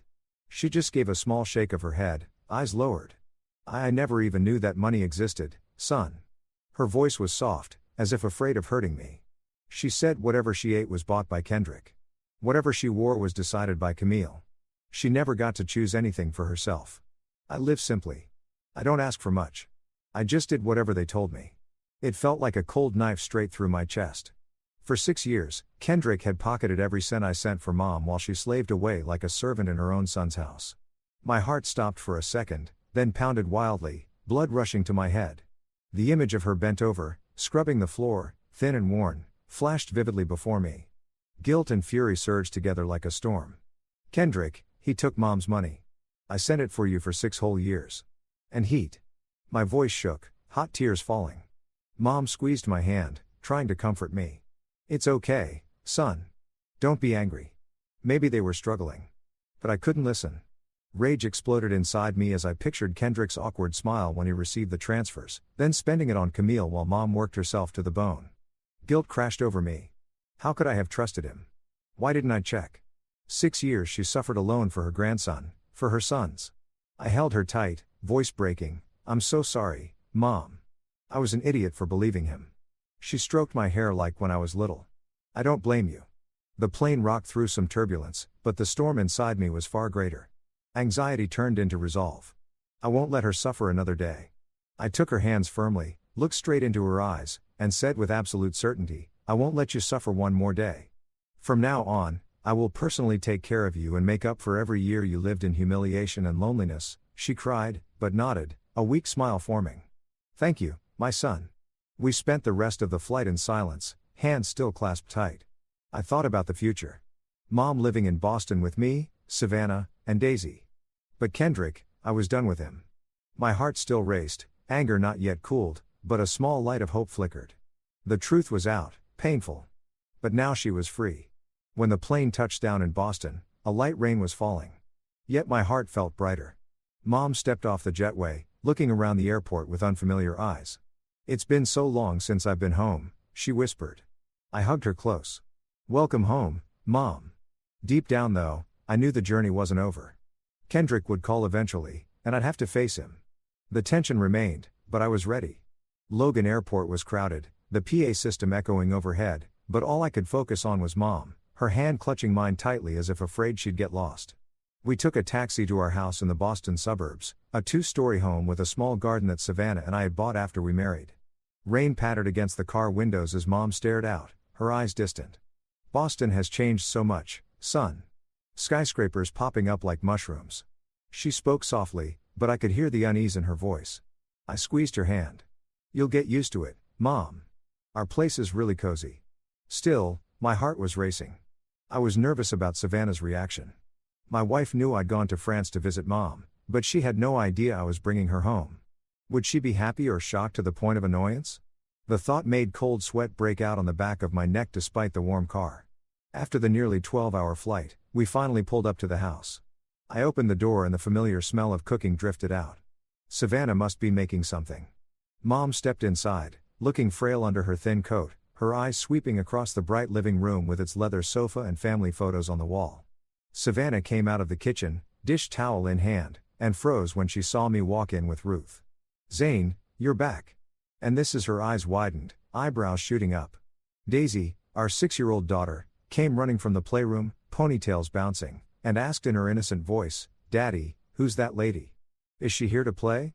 My heart clenched, but I smiled, knelt down, and hugged her. This is your grandma, my mom. She's been living in France for years, and from now on, she'll be living with us. Daisy looked at Mom, then broke into a huge grin. Grandma? I have a grandma now. Ruth smiled, tears welling up, and hugged her granddaughter for the first time. Savannah blinked, quickly composed herself, and gave a polite smile, though I caught the flash of surprise in her eyes. Oh, Mom. Hello, I'm Savannah. Why didn't you let us know? She hugged Mom lightly, but her voice was a little high, like she was trying to mask her shock. I explained briefly. It was a sudden decision. I wanted Mom to come live with us. She's exhausted. Let's get dinner ready and set up her room. After that, I let Grandma and granddaughter bond. Daisy dragged Mom by the hand into the playroom, showing off every toy while Mom smiled gently and stroked her hair. Meanwhile, Savannah and I quickly prepared dinner and fixed up the guest room so Mom could rest comfortably. Fresh sheets, new pillows, a vase of flowers on the nightstand, warm yellow lighting. As she helped, Savannah whispered, "Honey, why so sudden? Is everything okay?" I reassured her. "Everything's fine. Mom just needs us." But my heart was still pounding. I was worried the change was too much for her. Dinner was cozy. Roast meat and salad that Savannah had thrown together quickly but deliciously. Mom ate little, but she smiled a lot as Daisy chattered about school. "Grandma, tell me about France," Daisy begged. Mom told her about the Rhone River and Lyon, her voice warm. Savannah asked kindly, "Are you tired, Mom? Shall I make you some tea?" Mom's eyes lit up at being cared for. After dinner, Mom went to bed early, exhausted from the journey. She shuffled upstairs, but paused to smile. "Thank you, children." I kissed her forehead. "Rest well, Mom." Then I went into my home office, sat down at the desk with cold determination, and opened my laptop. The screen lit up. I logged into my bank account and canceled the monthly transfer I had been automatically sending Kendrick for Mom's care. A few clicks and the money stopped. My heart pounded hard as the memories from the plane flooded back. "He doesn't deserve a cent," I whispered, shutting the laptop. But the tension rose. How would he react? Just a few days later, as I expected, Kendrick called, furious. His name on the screen made my chest tighten. "Zane, why did you cut the money?" I got the bank alert. His voice was shrill with rage. I took a deep breath and answered coldly. "That money was for Mom's care. She's with me now, so you'll have to take care of your own family." He exploded, yelling insults over the phone. "Who do you think you are? Mom was fine here. You stole her and now you cut us off, you selfish bastard." His words cut like knives, but I hung up decisively, ending all contact in the middle of his helpless fury. The phone buzzed a few more times. I ignored it. My heart raced, anger mixed with relief. It's over. At first, everything went smoothly. Savannah was very attentive to Mom, always asking, "Mom, have you eaten breakfast? Want me to make you a smoothie? Or, are your feet tired? Let me massage them." After years of being mistreated, Mom's eyes brightened whenever Savannah smiled at her. "You have such a good daughter-in-law," she whispered to me. The first few weeks passed gently. Ruth slowly regained her strength. Her face glowed again. She smiled more and she began to resemble the cheerful mother I remembered. She strolled in the garden, cooked simple dishes, and the house felt warmer than ever. Watching them, I felt relief. Maybe everything really would be okay. But then I started noticing subtle changes, like a tiny crack appearing in a wall. Savannah began to get sensitive about Mom's presence. Sometimes she'd seem irritated when Mom tidied the kitchen or moved decorative items. "Honey, Mom rearranged the dishes again. I like them where they were," she whispered one evening, sounding a little annoyed. I brushed it off. It's just her habit from living with Kendrick. But unease started creeping in. A few days later, I came home early from Carver Innovations and overheard Savannah telling Mom not to touch things without asking or give Daisy street snacks. "Mom, please don't give Daisy candy from outside. It's not clean. And leave the decorations where they are. I'm used to it." Her tone was polite but sharp. Mom just nodded quietly. That familiar resigned look on her face that instantly made my heart race. "Yes, I'm sorry," Mom murmured, head bowed. The sight cut me like a knife. It reminded me too much of France. I stepped in. "Savannah, she's only trying to help. Don't be so hard on her." Savannah gave an awkward smile. "I know," but gradually, Mom withdrew again. Out of old habit from France, she started doing all the housework without being asked. Laundry, mopping, cooking. I told her it made me uncomfortable. "Mom, rest. I'll hire a cleaner," but she just smiled weakly and said she liked staying busy. "It makes me happy, son." My heart grew heavier. The unease kept building. Why was she doing this again? Was Savannah making her feel like Camille? The tension reached its peak one afternoon when I came home from work. From the doorway, I heard Savannah raising her voice in the living room, clearly upset. "Why did you break it? That was my favorite vase." My heart pounded like a drum. I pushed the door open and stepped inside. Mom was crouched on the floor, picking up shards of pottery while Savannah stood over her, furious because Mom had accidentally broken her favorite vase, a souvenir from a trip. Mom tried to explain, voice trembling. "I'm so sorry, dear. I wasn't careful. I'll buy you a new one." But Savannah only grew more upset, her voice rising. "Mom, please just stay in your room and stop wandering around. I don't want to lose anything else." Seeing my frail mother hunched over, hands shaking as she gathered the broken pieces, snapped something inside me. The image of her on her knees scrubbing the floor in France flashed before my eyes, and rage erupted like hellfire. My heart went wild. Blood rushed to my head, vision blurred. I stormed forward, face dark with fury. My eyes were so full of anger that Savannah instinctively stepped back, her face going pale. In that moment of lost control, I raised my hand and slapped my wife across the face. She staggered, clutching her cheek, bursting into shocked, sobbing tears. "Are you insane?" Mom froze, then rushed over to stop me, voice trembling. "Zay. No, stop. I beg you." Savannah stood there, stunned and hurt, unable to believe I had just done that. I couldn't hear anything anymore. The sight of my mother being scolded and shrinking in submission in her own son's house choked me with rage, despair, and terror that the nightmare was repeating itself right in front of me. "No, you do not treat my mother like that," I roared, voice raw, heartbreaking in two. After a few seconds of heavy silence, the living room felt frozen solid. Only Savannah's sobbing and my ragged breathing broke the stillness. I turned to Mom, my voice cold but resolute. "Mom, pack your things right now. We're leaving." She froze, eyes wide. "Son, what are you saying? This is your home."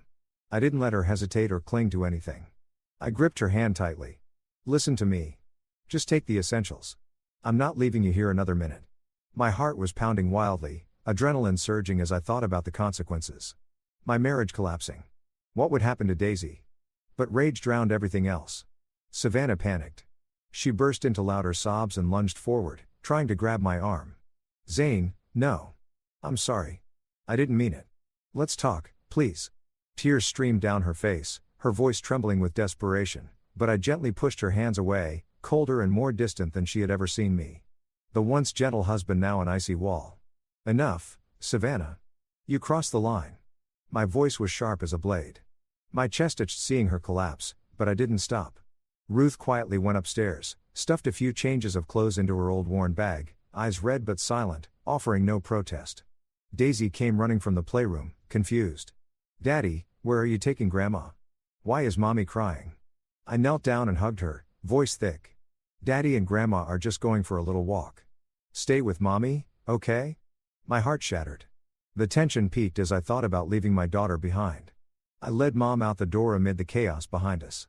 Savannah sank to the floor in desperate sobs, reaching out. "Zane, don't leave me." I only tightened my grip on Mom's shoulder so she wouldn't look back, gently guiding her to the car. The door slammed shut. Savannah's cries echoed outside, but I didn't turn around. My heart thundered, cold sweat soaking my shirt, fear and determination wearing inside me. What am I doing? Destroying my own family with my own hands. The thought flashed by, but the image of Mom cowering drove me to press the accelerator and speed away into the Boston drizzle. We were silent the whole long drive. Only the patter of rain and our heavy breathing filled the car.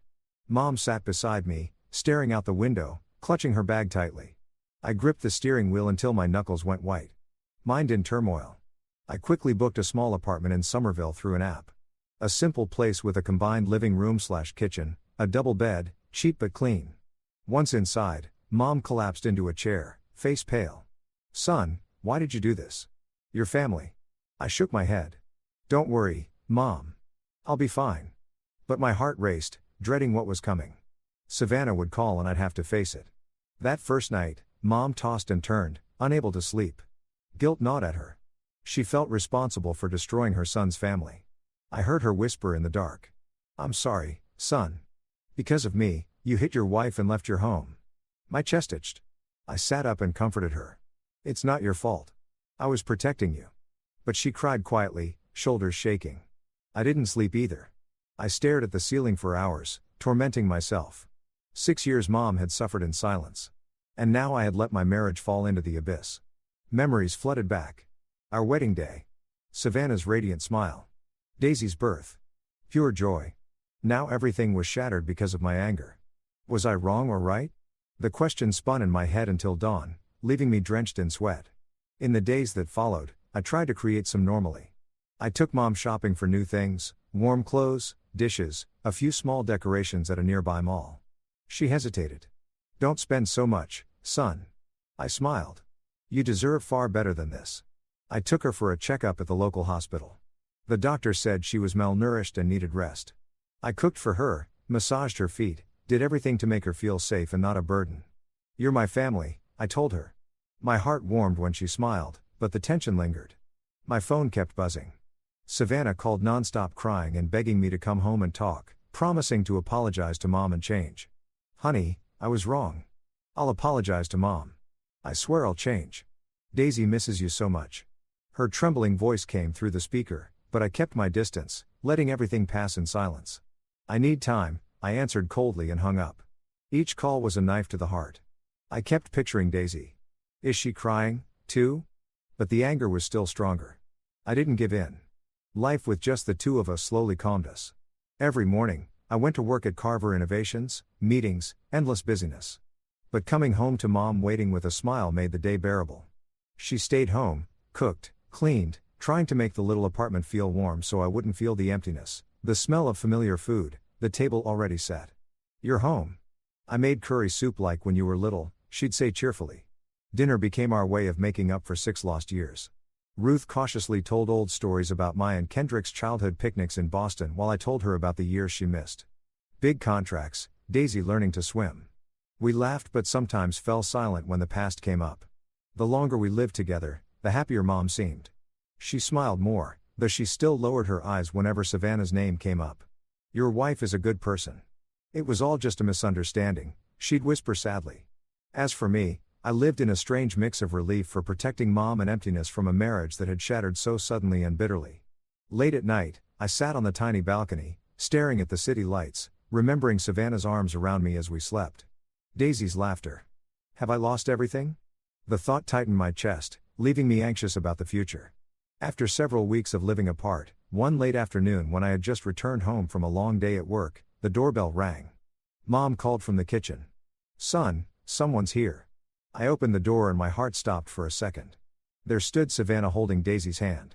Her face was haggarded from sleepless nights, cheeks sunken, eyes red and puffy, yet burning with determination as though she had rehearsed this confrontation for hours.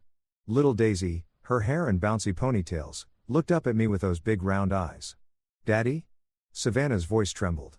Zane, may we come in? I need to talk to you. I stood frozen, old anger surging alongside a flood of longing. Finally, I stepped aside reluctantly. Come in. My tone was cold, but my heart raced as Daisy immediately dashed forward and threw her arms around Grandma, who had just emerged from the kitchen. The moment Daisy spotted her, she hugged her tight. The heavy atmosphere in the room instantly softened. Grandma, I missed you so much. The little girl squealed, clinging to Ruth. Mom's face broke into a wide smile, tears brimming in her eyes. Grandma missed you, too, my precious girl. She stroked Daisy's hair, and in that moment, the tiny apartment felt warmer. A child's laughter melted away some of the tension. I watched from a distance, my chest tightening. Daisy was innocent, and I had missed her desperately these past weeks. Savannah stood behind her daughter, fingers clenched around her purse strap, face pale. She took a deep breath, walked over, and bowed deeply to Mom. Mom, I'm so sorry. I acted rashly and hurt you. I never should have spoken to you that way. I was wrong. Her voice shook. Tears streamed down her cheeks. Then she turned to me. Zane, I'm sorry. I didn't think before I spoke. I let my emotions take over. Please forgive me. I listened in silence, my face a blank mask. The anger still simmered, but seeing her like this also caused me pain. My heart pounded, nerves rising as I wondered what to say. Finally, I answered coldly. You can bring Daisy to visit Grandma anytime you want. But I'm not ready to accept that apology. Not yet. My words cut like a knife. Savannah bowed her head even lower, sobbing. I understand. I'll wait. Mom shifted about to speak. Son. But when she saw the hardness in my eyes, she quietly fell silent, not wanting to hurt me again. She squeezed Daisy's hand and looked at me sadly, silently pleading with me to reconsider. After that day, over the following weeks, Savannah kept bringing Daisy to visit. She no longer behaved the way she used to. No more sharp reminders, only gentleness and small acts of care toward Mom.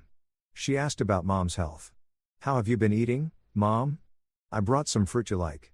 She played with Daisy and Grandma, laughing warmly when Mom told old stories. Sometimes she brought little gifts that Mom always cherished. A soft wool scarf or homemade cookies. Mom, I made these with your old recipe. I hope you like them, Savannah would say gently.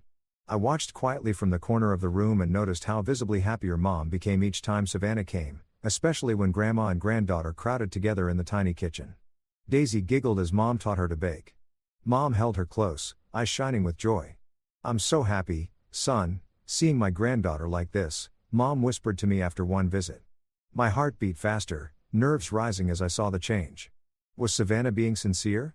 One evening, Mom invited Savannah to stay for dinner, her voice warm. "Stay and eat with Zane and me, dear. I made your favorite." Savannah glanced at me hesitantly, but I nodded permission. The atmosphere around the dinner table was unusually warm. Savannah talked more with Mom, asking about the years in France, listening attentively as Mom cautiously mentioned little Louis, trying hard to feel like part of the family again. "I'd love to hear more," she said with a genuine smile. I sat across from them, silently watching with guarded eyes, spoon gripped tightly. Savannah kept stealing glances at me, part guilt, part hope, her eyes pleading. "Zane, I've changed." But I kept my distance, refusing to soften even a little, nodding only when necessary. My heart pounded, tension rising. Was this warmth real or just temporary? Those visits made me start to think. Mom was happier, smiling more whenever Daisy and Savannah came. She told stories, played, and the little apartment felt alive again. I watched Savannah closely.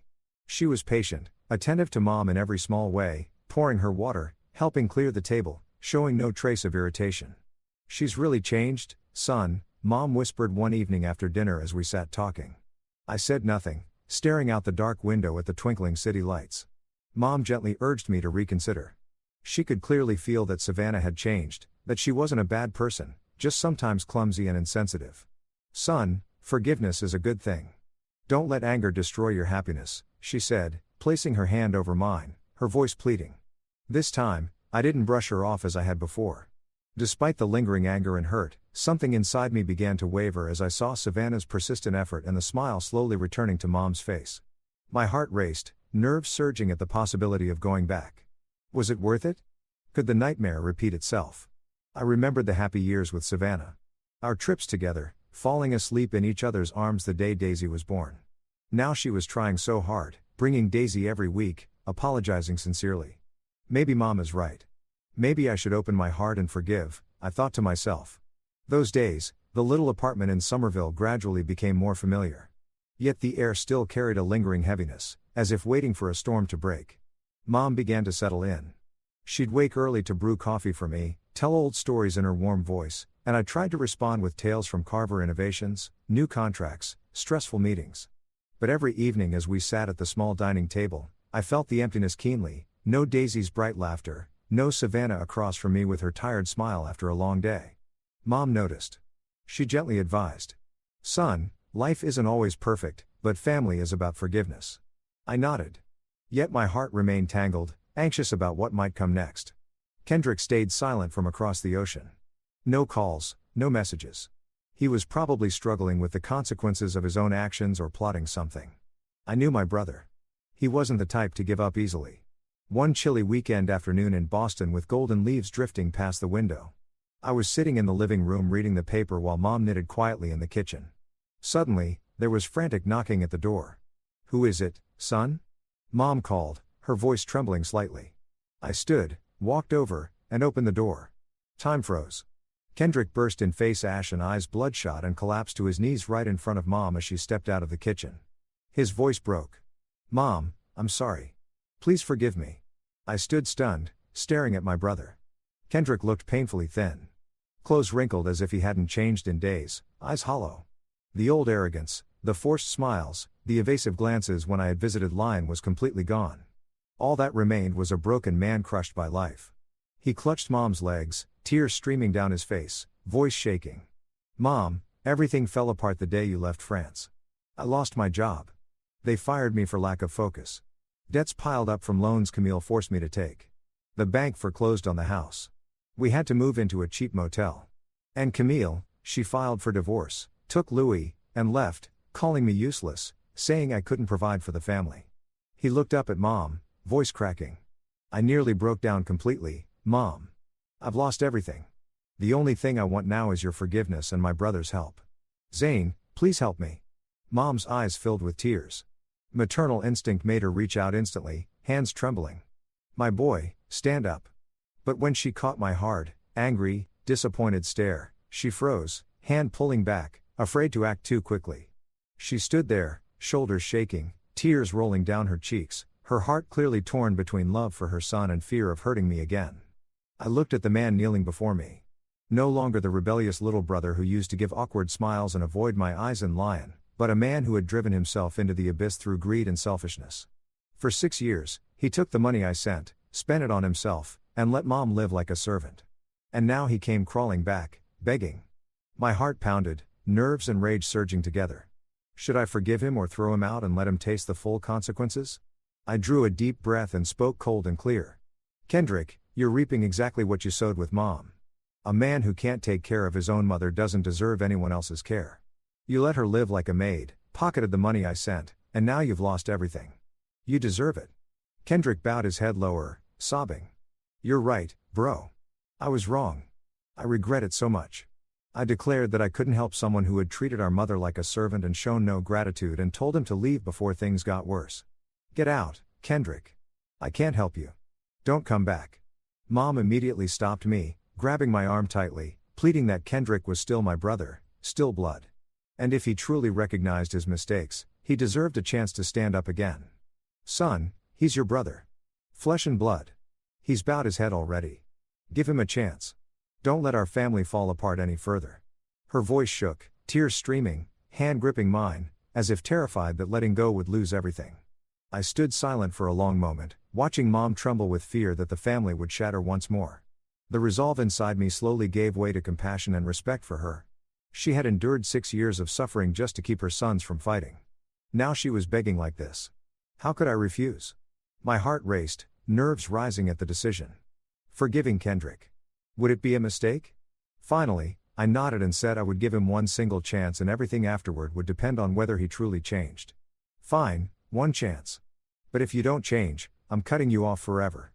Kendrick broke down, sobbing like a child, bowing to mom in gratitude. Mom, thank you, bro. I won't let you down. Mom, heartbroken yet relieved that her ward son had finally humbled himself, whispered, stand up, my boy. I forgive you. She pulled Kendrick into a tight embrace, tears soaking his shoulder. I stood beside them, watching my mother and brother hold each other, my heart heavy yet calmer. I knew I had done the right thing, protecting mom while preserving what was left of our family. My pulse still raised, nerves lingering about the future. Would Kendrick really change? Or was this just temporary? After that tear-filled afternoon, I arranged a cheap rental apartment for Kendrick on the outskirts of Boston. A simple place, but enough for him to start rebuilding his life after everything had collapsed. This is where you'll stay for now, I said as I handed him the keys, my voice calm but firm. Kendrick looked around the bare room, eyes read. Thank you, bro. I'll do my best. My heart pounded, nerves rising at the thought that he might fail. If he did, I'd cut him off immediately. Yet seeing him so thin, wearing worn-out clothes, a trace of pity crept in despite the anger still smoldering inside me. Next, I secured him a modest position at Carver Innovations. Stable work, but he'd have to earn everything himself. No more leaning on others. I called HR and placed him in the technical support department. Desk work, basic salary, no special treatment. You start from the bottom. Prove yourself, I told him bluntly on his first day at the office. Kendrick nodded eagerly, eyes lighting up with hope. I'll do well. I promise. I made it clear this was his only chance. If he slipped up or showed ingratitude, I'd take it all back and cut him off for good. Don't think forgiveness comes easy. One mistake and you're on your own. My voice was ice cold, heart racing with tension. Would he get it or repeat the same mistakes? Kendrick bowed his head. I know. I won't let you down. From then on, Kendrick worked quietly and harder than ever, trying to prove his change was real so he wouldn't disappoint mom or me. From a distance, I observed. He arrived early, stayed late, learned the tech systems quickly, never complained, even though the job wasn't easy. Bro, I finished the report, he'd say weakly, voice humble. Mom beamed when she heard, my boy is improving. But I stayed cautious, checking his records monthly. No signs of slacking, no early salary demands. Maybe he really has changed, I thought. Though I didn't admit it out loud. Memories of Lion still haunted me. Him siding with his wife letting mom suffer. So I remained on guard. As for Savannah, in the weeks that followed, she visited mom even more often, talking with a patience and care she had never shown before. She came every week with Daisy and little gifts. Homemade cake, books, fresh flowers. "Mom, I brought the herbal tea you like. How are you feeling?" She'd ask gently, sitting beside Mom for hours, listening to old stories. Mom's face lit up. Such a good daughter-in-law. I watched from afar and saw in every gesture that Savannah had truly changed. She listened when Mom spoke, apologized if she misspoke, put family above her own ego. She played with Daisy and Grandma, helped in the kitchen without complaint, even asked Mom's advice on cooking. "Teach me your chicken soup recipe, Mom," she'd say with a sincere smile. My heart beat faster, nerves rising as I witnessed the change. Was it genuine or just an act? Behind my cold exterior, I still kept my distance, only nodding and greeting.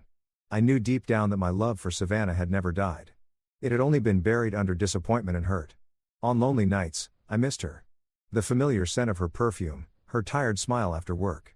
She's trying every single day, I thought, chest aching. Tension grew as I considered reconciliation. What if it happened again? I hesitated, but Mom kept advising. "Son, give your wife a chance." I nodded, my resolve beginning to soften. One afternoon, as we walked along the Charles River in the cool autumn breeze, Savannah gently took my hand and spoke in a trembling voice, not begging me to forget everything, just asking for one chance to prove she had changed. "Zane, I don't expect you to erase what happened. I just want one chance to show you I'm different now." I stopped walking and looked straight into her eyes. There was no longer any arrogance, only regret and the sincere love I had once known. My heart pounded hard, nerves peaking as memories flooded back. Our early startup days, the night Daisy was born. I knew I could never fully turn my back on this woman. "Okay," I whispered and took her hand. From that day on, we quietly rebuilt with small things. Dinners with Mom sitting beside us, smiling as we talked. Weekend outings to the park. Daisy cheering when Mom and Dad held hands. Evenings tidying the old apartment together. Savannah helping Mom clean the kitchen without a single complaint. "I'm learning from you now, Mom." She'd laugh. My heart gradually warmed. The tension eased as happiness returned. A few months later, we moved into a larger, more comfortable house. Not extravagant, but warm, where 3 generations could live together in respect and love. It was in Newton with a small backyard, a private room for Mom and space for Daisy to run around. "It's a beautiful home, son," Mom said, eyes shining. We moved in, and Savannah hugged her.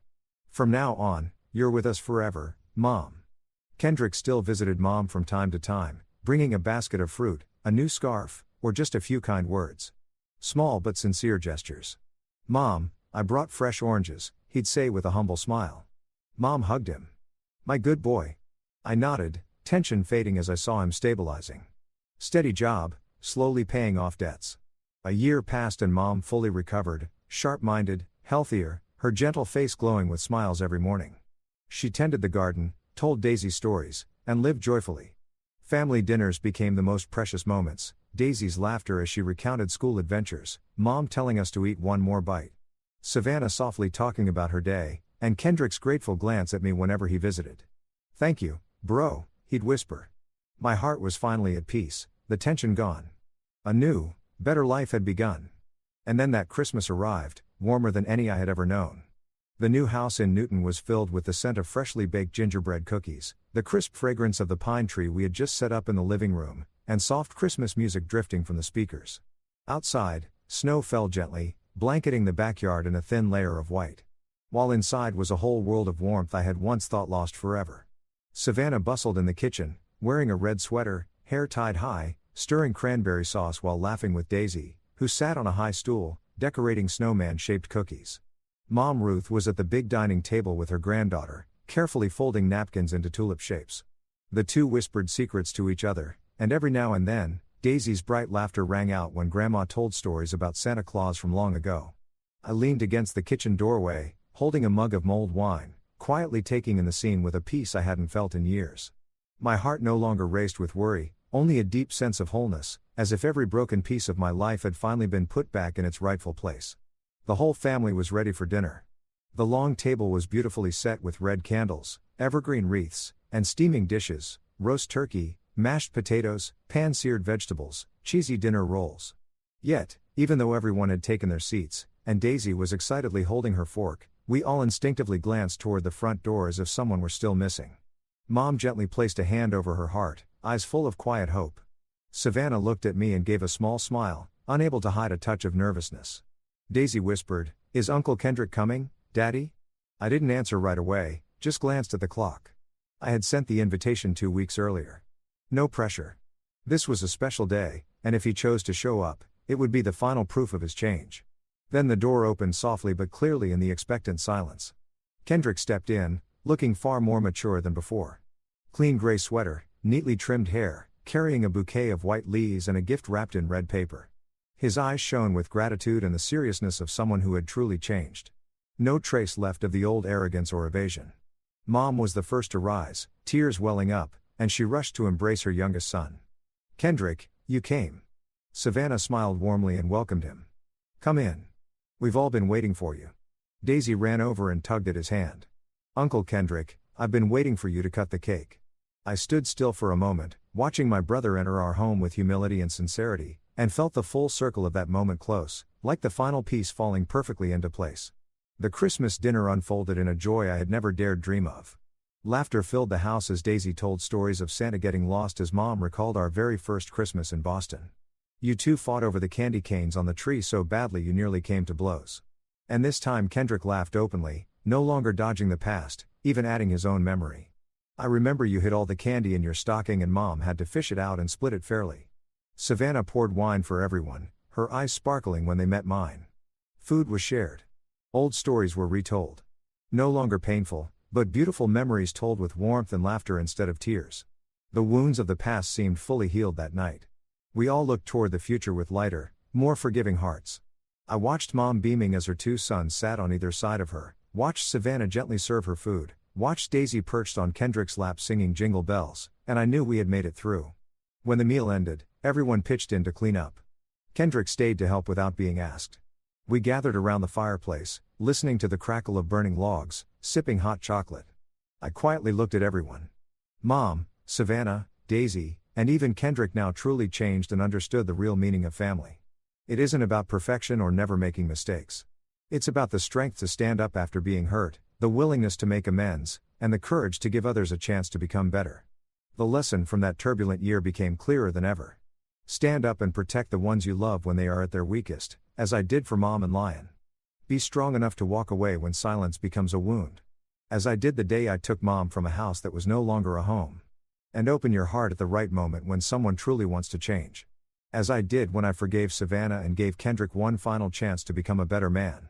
And if I have one message for anyone reading these words, it is this. Family doesn't survive because of perfection. It survives because of kindness, respect, and the will to change for one another. Everyone makes mistakes. Every relationship bears scars. But as long as we still have the courage to bow our heads and admit fault, the generosity to forgive, and the love to offer one more chance, then family will always be the place we can come home to, no matter how broken it once seemed. That Christmas, beneath the twinkling lights of the tree and the sound of jingle bells playing from the old radio, I hugged Mom, hugged Savannah, hugged Daisy, and for the first time in a very long while, I smiled with no trace of tension left in my heart. A new life had truly begun, and it was more beautiful than I had ever dreamed.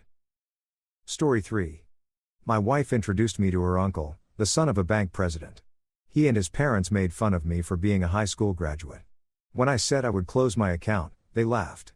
But when I closed my $7 billion account, look, I'm going to level with you right off the bat. I never gave two craps about playing those ridiculous status games that seem to consume half the people in this country. You know the ones I'm talking about, right? The whole "my car is bigger than yours." My job title sounds fancier. I went to Harvard, so I'm automatically smarter. That makes cocktail parties feel like pissing contests. At 34, I had what most people would kill for, a solid marriage to Claire, a woman who could make me laugh until my sides hurt, and who looked absolutely stunning in everything from sweatpants to evening gowns. I was also the senior consultant for a logistics firm that I'd literally built from the ground up. Starting with nothing but a beat-up laptop and more determination than sense. But here's the kicker, and this is where things get interesting. Most people had absolutely no clue about the real scope of what I'd accomplished.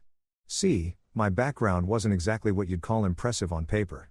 I didn't graduate from some fancy Ivy League school with a degree in business administration and a minor in how to be pretentious. Hell, I didn't graduate from any college at all. After high school, while my classmates were busy taking out massive student loans to study subjects they'd never use in the real world, I jumped straight into the workforce at 18. Call me crazy, but I figured learning by doing beat learning by theory any day of the week. But here's the thing that nobody seemed to understand. I had this weird gift for three things that actually matter in business: numbers, systems, and people. Numbers don't lie to you like people sometimes do. Systems either work or they don't. There's no middle ground to hide mediocrity in. And people, well, once you figure out what makes them tick, you can build something incredible together. Over the years, I'd taken that knack and turned it into something most people only dream about. Through smart investments, and I'm talking the kind of calculated risks that would make a Vegas dealer nervous, I'd build up what most folks would consider a small fortune. But that wasn't even the half of it. Eventually, I became the silent owner of multiple international ventures. We're talking businesses spanning 3 continents, dealing in everything from shipping logistics to tech startups to real estate developments that were reshaping city skylines. The funny part, I still lived like a regular guy. Give me a pair of old jeans and a comfortable t-shirt over some stuffy 3-piece suit any day. I drove a reliable car that got me from point A to point B without breaking down. Not some flashy sports car that screamed, "Look at me.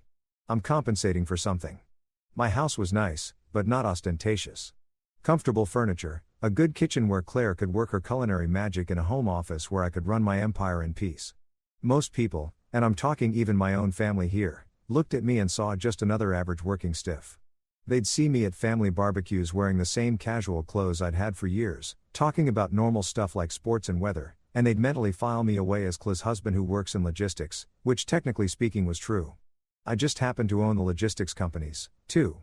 Even Claire, bless her heart, knew I had money. She wasn't stupid, and she could see that we lived comfortably, that I never stressed about bills, and that I could afford nice things when we wanted them. But she didn't know the full picture. She knew I was successful, but she didn't know I was by a small country successful. And honestly, I thought that was perfectly fine.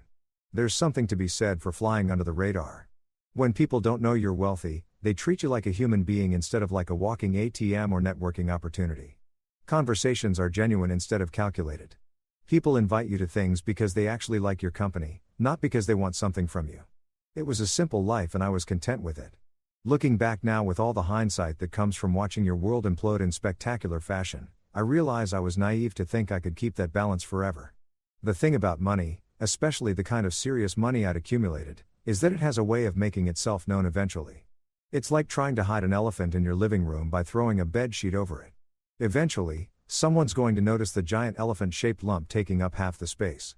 But at the time, sitting in my comfortable little bubble of anonymity, I thought I had it all figured out.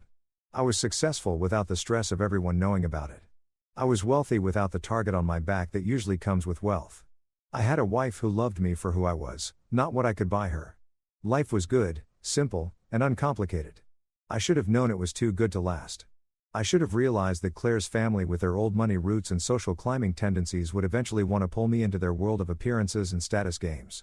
And I definitely should have seen it coming when Claire started talking about introducing me to her uncle Leonard, the golden boy of the family banking dynasty. But hey, hindsight's 2020ths, right?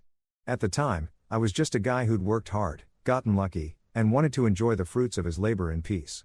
Little did I know that peace was about to become a very expensive luxury. So there I was Thursday evening sitting at our kitchen table demolishing what had to be the best lasagna this side of Little Italy. Claire had this incredible talent for taking simple ingredients and turning them into something that would make Gordon Ramsay weep tears of joy. I'm talking about the kind of comfort food that makes you forget all your problems and wonder why anyone ever invented restaurants in the first place. I was just reaching for my second helping. Okay, fine. It was my third. Don't judge me when Claire dropped the bomb that would eventually blow up my nice, quiet life into a million pieces. "Oh, by the way," she said, twirling her fork through her pasta like she was about to comment on the weather. "My Uncle Leonard wants to meet you." She said it so casually. You'd think she was mentioning that the mailman had delivered a package or that we were running low on milk. I paused mid-bite. A fork full of cheesy goodness hovering somewhere between the plate and my mouth. Leonard, the banking guy. I knew exactly who she was talking about, of course. Leonard Morrison, the crown prince of the Morrison banking empire, son of Preston Morrison, who ran Summit Bank like it was his personal piggy bank. Claire had mentioned him before in passing. Usually, when she was talking about family gatherings, I'd conveniently found excuses to miss. "That's the one." Claire nodded, taking a sip of the wine I'd grabbed from our collection. Not going to lie, I had pretty decent taste in wine for a guy who supposedly just worked in logistics. He's very well connected, you know. His father runs Summit Bank and Leonard's being groomed to take over eventually. This could be really good for you, honey. Now, here's where I should probably mention something important about my relationship with Claire's family. They came from what people like to call old money. The kind of wealth that's been passed down through generations like a family heirloom, complete with all the pretentious attitudes and social expectations that come with it. They had trust funds, country club memberships, and the kind of family trees that genealogists get excited about. Meanwhile, I came from the kind of family where a fancy dinner meant we splurged on name brand ketchup instead of the store brand. Good for me. How exactly? I asked, genuinely curious about where this was heading. In my experience, when someone with old money wants to help someone without it, there's usually a catch somewhere in the fine print. Claire leaned forward with that enthusiastic expression she got when she thought she'd solved all my problems. Well, you know, networking, Leonard knows everyone in the financial world. He could introduce you to potential clients, maybe help you expand your consulting business. You're always talking about growing the company, right? The irony was so thick you could cut it with a butter knife. Here was my wife, bless her heart, thinking I needed help expanding a business empire that already spanned multiple continents. It was like someone offering to teach Michael Jordan how to play basketball or suggesting that Gordon Ramsay might benefit from a cooking class at the local community center. But how could I explain that without revealing the full extent of what I'd built? Claire knew I was successful. She could see that we lived comfortably, that I never stressed about money, that I could afford nice things when we wanted them. But she thought successful meant I made good money as a consultant. Not that I could buy and sell most of the companies Leonard probably considered impressive. I don't really need connections, babe, I said carefully, trying to find the right balance between truth and discretion. The business is doing pretty well on its own. Claire waved her hand dismissively like I was being modest for no reason. Oh, come on. Everyone can use good connections. Besides, Leonard's really curious about you. I've told him you're smart and hardworking, and he wants to meet the man who swept me off my feet. I had to bite back a laugh at that. If Leonard was anything like the typical banking heir I'd dealt with in my business ventures, he was probably curious about me the same way a cat is curious about a mouse. As something amusing to play with before moving on to more important matters. He's a bit blunt, Claire continued, using that tone people use when they're trying to warn you about someone without actually warning you. But don't take it personally. That's just how he is. Once you two start talking business, I'm sure he'll respect you. He respects success and you're definitely successful. Again, with the irony, if Leonard respected success, he was about to meet more of it than he could handle. But Claire didn't know that. And something told me this meeting was going to be a master class in assumptions and misconceptions. Besides, Claire added, warming to her subject, it'll be good for you to meet more people from my family. I know you've been avoiding some of the gatherings, but Leonard's different. He's accomplished something on his own merit, not just inherited everything. I almost choked on my wine at that one. From what I'd heard through Claire's family gossip network, Leonard's biggest accomplishment was being born with the right last name. Sure, he worked at the bank, but calling it his own merit was like saying a NASCAR driver built his own racetrack. When and where? I asked, figuring I might as well get this over with. Besides, there was a part of me, the part that had always enjoyed a good challenge, that was curious to see exactly how far up their own asses the Morrison family had their heads. This Saturday at Meridian, you know, that steakhouse downtown, Claire's face lit up like she just solved world hunger. Leonard's parents will be there, too. Preston and Marjorie. It'll be perfect. Perfect, right? Because nothing says perfect evening like dinner with people who judge your worth based on which university you didn't attend and which country club you don't belong to. Sounds great. I lied. Already mentally preparing myself for what was sure to be an evening of barely concealed condescension and thinly veiled insults. Little did I know I was walking into what would become the most expensive dinner conversation in Summit Bank's 100-year history. Looking back now, I should have trusted my instincts and found an excuse to skip the whole thing. But sometimes life has a funny way of putting you exactly where you need to be, even when where you need to be is about to become a complete shit-ow. Saturday evening rolled around faster than a tax bill in April. And there I was, standing in front of my closet, trying to figure out what the hell to wear to meet the royal banking family. Claire had been buzzing around the house all day like a caffeinated hummingbird, giving me helpful suggestions like, make sure you look presentable and try to make a good impression. Because apparently she thought I regularly showed up to important dinners looking like I just crawled out of a dumpster behind a 7-Eleven. I settled on my usual go-to for occasions when I needed to look like I gave a damn, but didn't want to look like I was trying too hard. Black shirt, dark blazer, and my most comfortable pair of dress pants. Nothing flashy, nothing that screamed, look at me. I'm important, just clean and understated. In my world, if you had to advertise how successful you were through your clothes, you probably weren't as successful as you thought you were. The drive to Meridian was quiet, except for Claire's nervous chatter about how excited she was for me to finally meet her uncle and his parents. She kept going on about how this was going to be so good for my career and how Leonard was really looking forward to talking business with me. I just nodded and made the appropriate sounds while mentally preparing myself for what I was pretty sure was going to be an exercise in patience. Meridian was exactly the kind of place you'd expect old money types to hang out. All dark wood paneling, dim lighting, and the kind of atmosphere that whispered, if you have to ask about the prices, you can't afford to eat here. The hostess, a blonde woman who looked like she'd stepped out of a magazine about expensive things, greeted us with the kind of smile that was professionally warm, but personally cold. "We're meeting the Morrison party," Claire told her. And I swear the hostess's smile became about 20% more genuine. Money recognizes money, even when it's just the smell of it lingering in the air. She led us through the restaurant to a corner table where 3 people were already seated. And let me tell you, they looked exactly like Central Casting had ordered them for a movie about entitled rich people. There was Preston Morrison, probably in his early 60s, with silver hair that had been styled to within an inch of its life, and the kind of tan that comes from spending winters in places where the average person's annual salary wouldn't cover a week's vacation. Next to him sat Marjorie, his wife, who had that ageless quality that comes from having unlimited access to the best plastic surgeons money can buy. Her jewelry alone probably cost more than most people's cars. And she wore it with the casual confidence of someone who'd never had to check her bank balance before making a purchase. And then there was Leonard. Oh, Leonard, the golden boy himself, probably around my age, but carrying himself like he'd been born wearing a crown. He had that particular brand of confidence that comes from never having been told no about anything important in your entire life. His suit probably cost more than most people's monthly rent, and he wore it like armor against the common folk. They all stood up as we approached, and I could practically feel the temperature drop as their eyes took in my appearance. It was like watching 3 people simultaneously realize they'd been expecting Filt Minen and had been served a cheeseburger instead. "Leonard. Mom, Dad," Clarera said with obvious excitement. "This is my husband, the one I've been telling you about." I extended my hand to Preston first because that seemed like the polite thing to do. His handshake was firm but brief, the kind that said, "I'm acknowledging your existence, but don't get too comfortable." Marjorie offered me a hand that felt like she was afraid I might contaminate her manicure. And Leonard's grip was the kind of aggressive squeeze that insecure men use to establish dominance.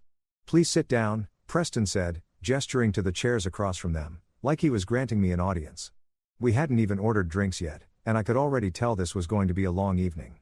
The waiter appeared almost instantly. Apparently, when you're a Morrison, service happens at light speed. After we'd ordered drinks, they went for expensive wine while I stuck with a beer. Because I'm a simple man with simple tastes, the interrogation began. "So," Preston said, settling back in his chair with the air of a judge preparing to hear a case. "Claire tells us you work in consulting. That's interesting. What exactly do you consult about?" "Logistics mostly," I replied, taking a sip of my beer. "Supply chain optimization, efficiency improvements, that sort of thing." Marjorie tilted her head like a confused bird. "Oh, like shipping." The way she said shipping made it sound like I'd told her I made my living collecting garbage or cleaning sewers. There was this barely concealed distaste in her voice, like she couldn't quite believe her precious niece had married someone who dealt with such mundane blue-collar concerns. Among other things. "Yeah," I said, keeping my tone even. "It's actually more complex than most people realize. Global supply chains, international trade regulations, cross-border logistics coordination." "Fascinating," Leonard interrupted, though his tone suggested he found it about as fascinating as watching paint dry. "And where did you study this? What university?" And there it was, the question I've been waiting for. The academic credentials check that people like this always used as their first filter for whether someone was worth their time. "I didn't go to college," I said simply. "I went straight into business after high school." The silence that followed was so complete you could have heard a pin drop in the next county. All 3 of them just stared at me like I'd announced I was actually an alien from Mars who'd come to Earth to study human mating rituals. Preston recovered first, clearing his throat with the kind of diplomatic cough that probably served him well in board meetings. "Ah, well, that's quite entrepreneurial of you." The way he said entrepreneurial made it clear he meant stupid, but was too polite to say it directly. Marjorie's eyebrows had climbed so high they were practically hiding in her hairline, and Leonard was looking at me like I was a fascinating specimen he'd found under a microscope. The look they exchanged between the 3 of them was the kind of silent communication that only comes from years of shared snobbery. It was the look that said, "Oh honey, we were expecting someone impressive and instead we got this." And that, ladies and gentlemen, was when I knew this evening was going to be absolutely epic. What happened next was like watching a masterclass in passive-aggressive warfare, except instead of being the observer, I was the target sitting in the middle of the battlefield with a bullseye painted on my forehead. If you've ever wondered what it feels like to be slowly dissected by people who consider themselves your intellectual superiors, well, buckle up, Buttercup, because I'm about to give you a front row seat to the show. Marjorie was the first to reload her weapon after that nuclear silence. She gave me what I can only describe as the kind of smile you'd give a toddler who just proudly announced they'd eaten their own boogers. "Oh, so you're self-taught," she said, her voice dripping with the kind of sympathy usually reserved for terminal cancer patients. "That's so very brave of you." Brave like I'd climbed Mount Everest in flip-flops instead of choosing to skip 4 years of overpriced education to start making actual money. The way she said it made it clear that in her world, self-taught was just a polite way of saying too poor and stupid for real school. Leonard, not to be outdone by his mother in the art of subtle insults, let out this little chuckle that sounded like a hyena choking on its own smugness. He turned to his father with the kind of theatrical gesture that belonged on a soap opera. "Uncle Preston, can you even imagine trying to run a major business with only a high school diploma? I mean, that's really quite rare these days, isn't it?" The emphasis he put on rare made it clear he meant impossible, but was trying to sound diplomatic about it. It was like listening to someone say, "Bless your heart," while simultaneously planning your funeral. Preston, who was clearly the master of this particular family sport, nodded sagely like Leonard had just made some profound observation about the nature of human intelligence. Indeed, Leonard, in today's complex business environment, one really needs a solid educational foundation. Harvard Business School teaches principles that simply can't be learned anywhere else. Yes, Harvard Business School, the magical place where they apparently teach you how to lose $7 billion without breaking a sweat. But I'm getting ahead of myself. Of course, Marjorie chimed in, apparently not content to let the men have all the fun. "There's something quite refreshing about the old-fashioned approach. So authentic," she said. Authentic, the way most people would say quaint or adorable, like I was a cute little folk art project she discovered at a rural craft fair. Claire, bless her oblivious heart, was sitting there sipping her wine like this was perfectly normal dinner conversation. Every now and then, she'd nod along like they were discussing the weather instead of systematically dismantling her husband's credibility. One backhanded compliment at a time. "You know," Leonard continued, warming to his subject like a stand-up comedian who'd found his rhythm, "I have so much respect for people who make it work without the advantages of proper education. It must be incredibly challenging to compete in sophisticated markets when you're, what's the phrase? Flying by the seat of your pants. Flying by the seat of my pants, right? Because apparently turning a high school education into a multi-billion-dollar international business empire was just dumb luck and good timing. Like winning the lottery, except instead of buying one ticket, I'd somehow stumbled my way into owning the entire lottery system." "Oh, absolutely." Marjorie agreed enthusiastically. "It's so admirable when people make the best of their circumstances. I always tell my charity board that we shouldn't underestimate what people can accomplish even with limited opportunities." Limited opportunities. There it was. The real kicker in their minds. I wasn't just uneducated. I was some kind of charity case who'd managed to scrape together a decent living despite my tragic lack of proper breeding and academic credentials. The waiter chose that moment to return for our dinner orders. And I swear he could sense the tension at the table. He kept glancing between us like he was watching a tennis match where one player was getting massacred, but somehow kept getting back up for more punishment. After we'd ordered, and of course, they all went for the most expensive items on the menu while making subtle comments about how I should try the business lunch special. "It's quite reasonable." The conversation resumed with renewed vigor. "You know what's really impressive though," Leonard said, leaning forward with fake enthusiasm, "is that you've managed to keep Claire happy without being able to provide her with the lifestyle she grew up with. That takes real creativity." And there it was, the suggestion that I was some kind of financial burden on their precious princess. Never mind that Claire lived better with me than she ever had with her trust fund. Never mind that our house was nicer than anything she'd ever owned before. In their minds, if you didn't have the right pedigree, you couldn't possibly be providing adequately. Preston nodded approvingly at his son's observation. "Yes, love conquers all.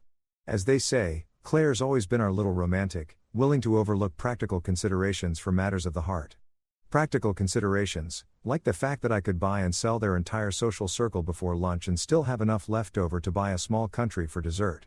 It's just so fortunate, Marjorie added with that same patronizing smile that Claire has the family resources to fall back on if things get difficult. We always take care of our own, don't we, Preston? The implication was crystal clear when this little experiment in marrying beneath her station inevitably failed. They'd be there to pick up the pieces and find Claire someone more suitable. But here's the thing about sitting there listening to people talk about you like you're some kind of financial deadbeat who got lucky. It gives you a lot of time to think.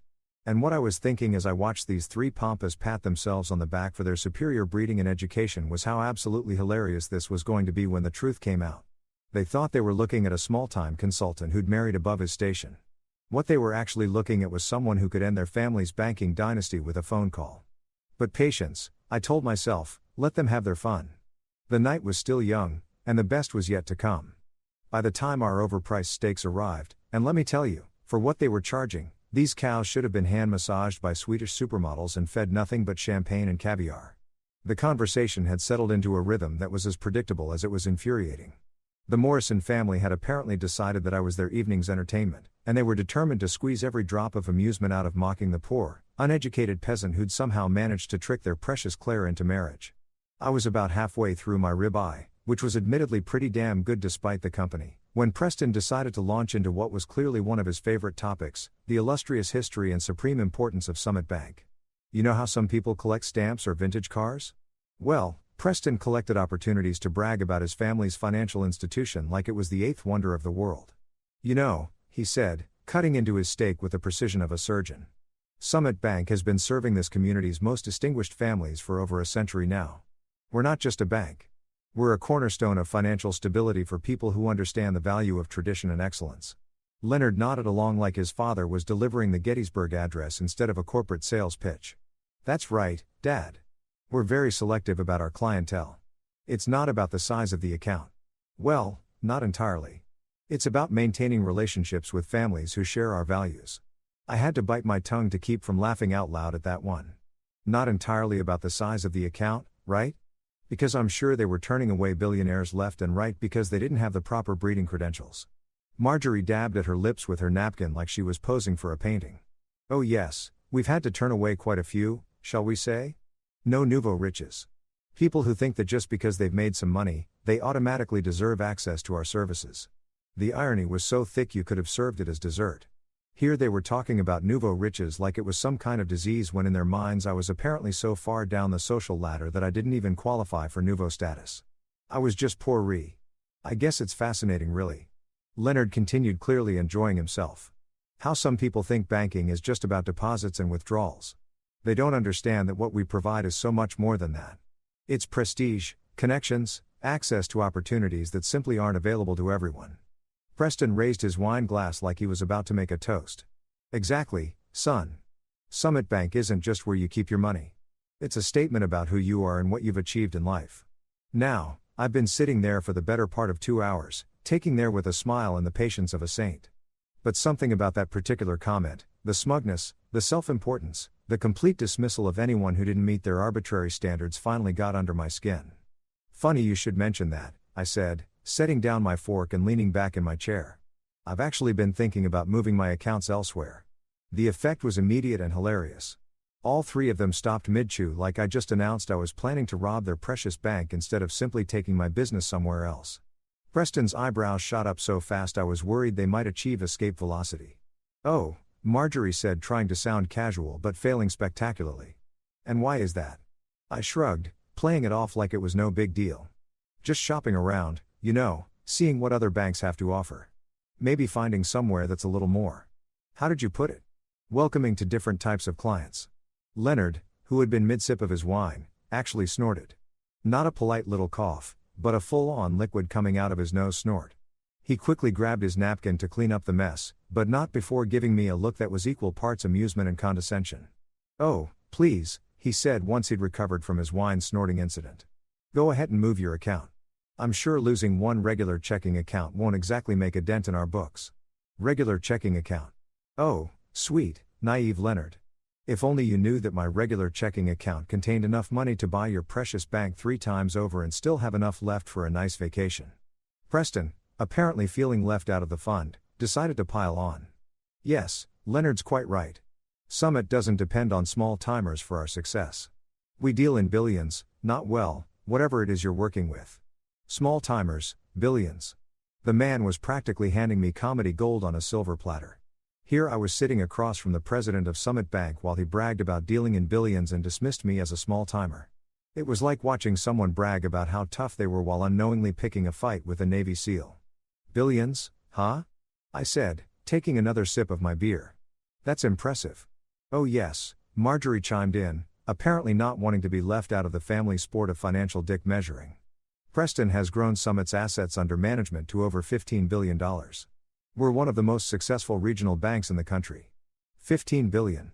I had to work very hard to keep my expression neutral at that number. See, here's the thing about my particular situation that made this moment so absolutely delicious. My primary account with Summit Bank, the one they were so casually dismissing as inconsequential, contained $7 billion in liquid assets. That's not counting my long-term holdings, my international investments, or the various other accounts I had scattered across different institutions. In other words, my single regular checking account represented nearly half of their entire bank's assets under management. But they didn't know that. In their minds, I was just some blue-collar guy with maybe a few $1,000s to my name. Leonard leaned forward with that same smug expression he'd been wearing all evening. You know what? I'm actually curious now. What exactly would it take to keep your business? Are we talking about waiving a monthly fee? Throwing in some free checks? The condescension in his voice was so thick you could have spread it on toast. Free checks. The man was offering me free checks like I was some kind of charity case. I smiled back at him, and for the first time that evening, it was a completely genuine smile. Oh, don't worry about it. I'm sure you're right. Losing my account probably won't even register on your radar. And that, my friends, was the moment when I decided that Preston Morrison and his arrogant family were about to learn a very expensive lesson about making assumptions. The ride home from Meridian was quieter than a funeral procession. Except instead of mourning someone's death, I was quietly planning the financial assassination of an entire banking dynasty. Claire sat in the passenger seat, humming some tune she'd heard on the radio earlier, completely oblivious to the fact that her husband had just been declared war on by her own family. And that said husband was about to return fire with the economic equivalent of a nuclear weapon. Well, that went well, Claire said cheerfully as we pulled into our driveway. She had this amazing ability to rewrite history in real time, turning what had clearly been a disaster into some kind of social victory. I think they really liked you once they got to know you. I stared at her for a moment, wondering if we had attended the same dinner or if she'd somehow been transported to an alternate dimension where her family hadn't spent the entire evening treating me like something they'd scraped off their shoe. Really? That's your takeaway from tonight? Oh, come on, she said, waving her hand dismissively as we walked toward the front door. You know how they are. They're just particular about people. But once you prove yourself, they'll come around. Prove myself, right? Because apparently building a multi-billion-dollar business empire from scratch wasn't proof enough of anything except my lack of proper breeding credentials. I unlocked the front door and we stepped inside. Claire immediately kicking off her heels and sighing with relief. My feet are killing me. Those shoes look amazing, but they're torture devices in disguise. Claire, I said, following her into the living room. We need to talk about what happened tonight. She turned around with that slightly exasperated expression she got when she thought I was being overly dramatic about something. What about it? Look, I know they can be a little intense sometimes, but that's just their way. They don't mean anything by it. They called me uneducated trash Claire for 2 straight hours. They did not. She protested, though her voice had that slight uncertainty that meant she knew damn well they had. They were just curious about your background. There's nothing wrong with that. Curious? I couldn't help but laugh at that one. Your uncle offered me free checks like I was some kind of charity case. Your aunt talked about me like I was a fascinating specimen from the wrong side of the tracks. And your cousin acted like my very existence was an insult to his precious bank. Claire flopped down on the couch and gave me the kind of look you'd give a child who was throwing a tantrum over something trivial. You're being way too sensitive about this. So what if they asked about your education? So what if they made a few jokes? That's just how wealthy families operate. They test people. It's not personal. Not personal. Jesus Christ. If that wasn't personal, I'd hate to see what they considered a direct attack. They suggested you were slumming it by marrying me, I pointed out.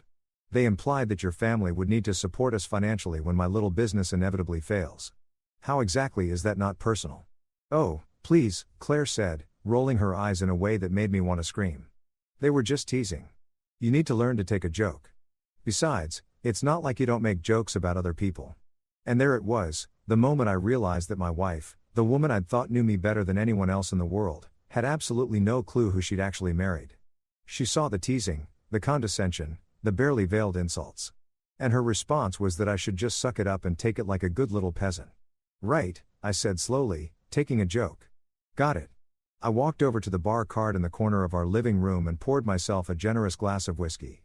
Not because I needed liquid courage for what I was about to do, but because some moments in life require the proper ceremonial accompaniment, and this was definitely one of them.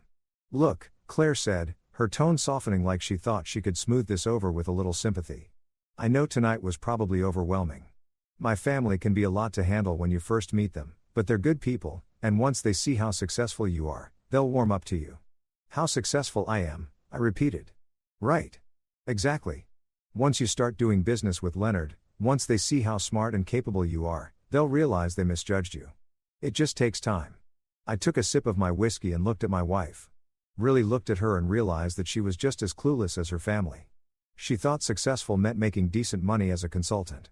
She had no idea that her husband could buy and sell her entire family's precious bank like it was a used car.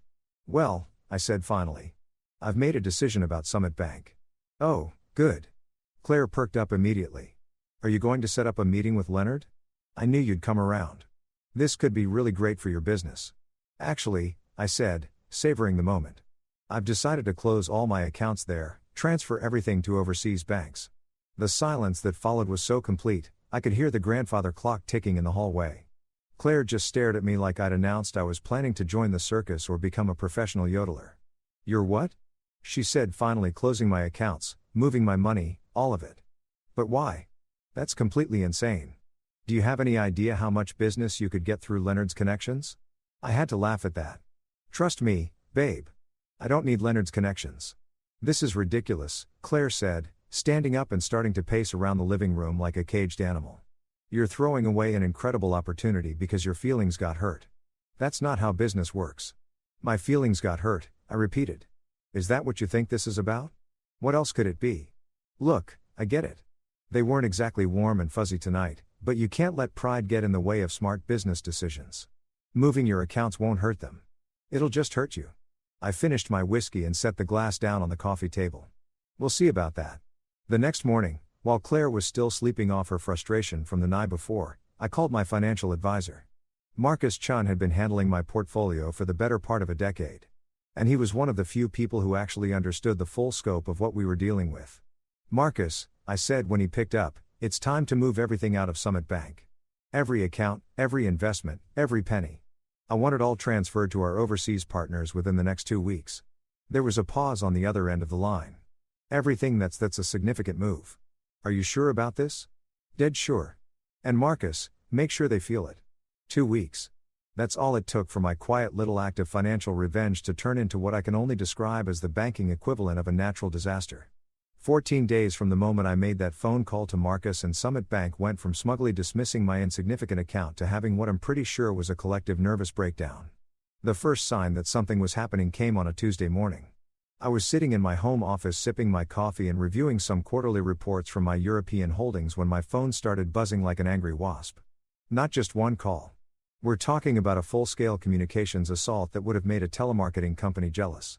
The first call was from Claire, and she was practically hyperventilating into the phone. What did you do?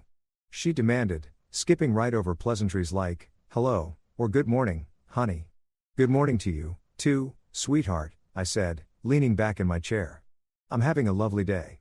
Thanks for asking. How are you? Don't you dare get cute with me right now, she snapped. Leonard called me 20 minutes ago. He sounded, I don't even know how to describe it. Panicked. Terrified. What the hell did you do? Now, I have to admit, hearing that Leonard was panicked gave me a warm, fuzzy feeling that was better than any cup of coffee. I told you what I was going to do. I moved my accounts. Your accounts? Claire's voice went up about 3 octaves. Just how much money are we talking about here? Before I could answer, my phone started buzzing with another call. Leonard himself, according to the caller ID. I couldn't help but grin. Hang on, babe. I think this might be important. I clicked over to the other line. Hello, Leonard. How's your morning going? What the did you do? Leonard's voice was so high-pitched he sounded like he'd been sucking helium. Gone was the smooth, condescending tone from our dinner. This was pure, unadulterated panic. Language, Leonard, I said, thoroughly enjoying myself. That's no way for a banking professional to speak to a former client. Former client. You moved 7 billion. 7 billion. Do you have any idea what you've done? 7 billion? Hearing him say the number out loud was almost as satisfying as the panic in his voice. I moved my money to a bank that appreciates my business. Isn't that what you suggested I do? This isn't a joke. Leonard was practically screaming now.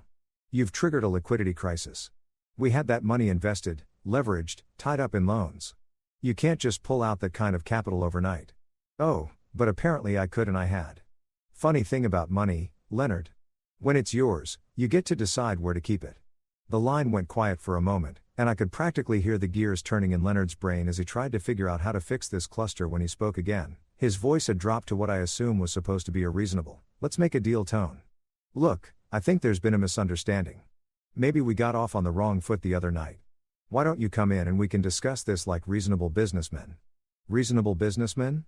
I repeated. That's rich. Considering you spent 2 hours telling me I was too uneducated to understand how real business works.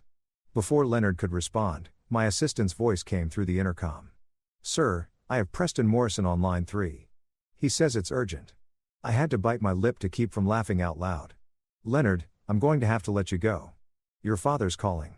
Wait, don't. I hung up and switched to line 3. Preston, I said cheerfully. What a pleasant surprise. Twice in one day, I get to talk to the Morrison family. Preston's voice was much more controlled than his son's, but I could hear the strain underneath the professional composure. Mr. Grant, I believe there's been some kind of mistake with your account transfer. No mistake, I said. Everything went exactly as planned. I see. Well, perhaps we could schedule a meeting to discuss this situation. I'm sure we can work something out that's beneficial for everyone. Beneficial for everyone. I'm used, you know. That's exactly what I was hoping for during our dinner the other night. Funny how perspectives change when the shoe's on the other foot. There was a long pause before Preston spoke again, and when he did, his voice had lost all pretense of casual politeness. Mr. Grant, you need to understand the gravity of this situation. The withdrawal of this amount of capital has serious implications, not just for our bank, but for our entire regional economy. Really? But I thought Summit Bank dealt in billions. Surely losing one little account from a small-timer like me wouldn't even register on your radar. Another pause. Longer this time. Perhaps, Preston said carefully. We underestimated the scope of your business interests. Underestimated. That was one way to put it. Perhaps you did. My phone buzzed with yet another call. This time it was my assistant again. Sir, I have Marjorie Morrison on line 4. She's crying. Crying. The woman who had spent an entire evening treating me like something she'd found stuck to her shoe was now crying because her family's bank was imploding. I almost felt bad for her. Almost. Preston, I said, it sounds like your family is having quite a day. Maybe you should go check on them. This isn't over, Preston said. And for the first time, I heard real anger in his voice instead of panic. You're absolutely right, I replied. It's not. After I hung up, I sat back in my chair and looked out the window at my perfectly manicured lawn. Somewhere across town, the Morrison family was probably having the worst day of their privileged lives, watching their century-old banking empire teetering on the edge of collapse because they'd decided to mock the wrong guy at dinner. My assistant's voice came through the intercom again. Sir, there's someone here from Summit Bank's board of directors. He says they've called an emergency meeting. I checked my watch. It wasn't even noon yet, and Summit Bank's board was already in crisis mode. Marcus had warned me that pulling out $7 billion overnight would cause problems. But even I hadn't expected this level of chaos this quickly. Tell him I'll be right there, I said, straightening my tie. Time to go watch a banking dynasty crumble in real time. And the best part, the show was just getting started. Walking into Summit Bank's main building felt like entering a war zone where the war was being fought with calculators and panic attacks instead of guns and bombs.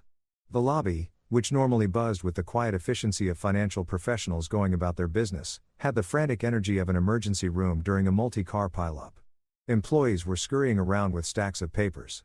Phones were ringing nonstop, and I could see more than a few people who looked like they were seriously considering updating their resumes.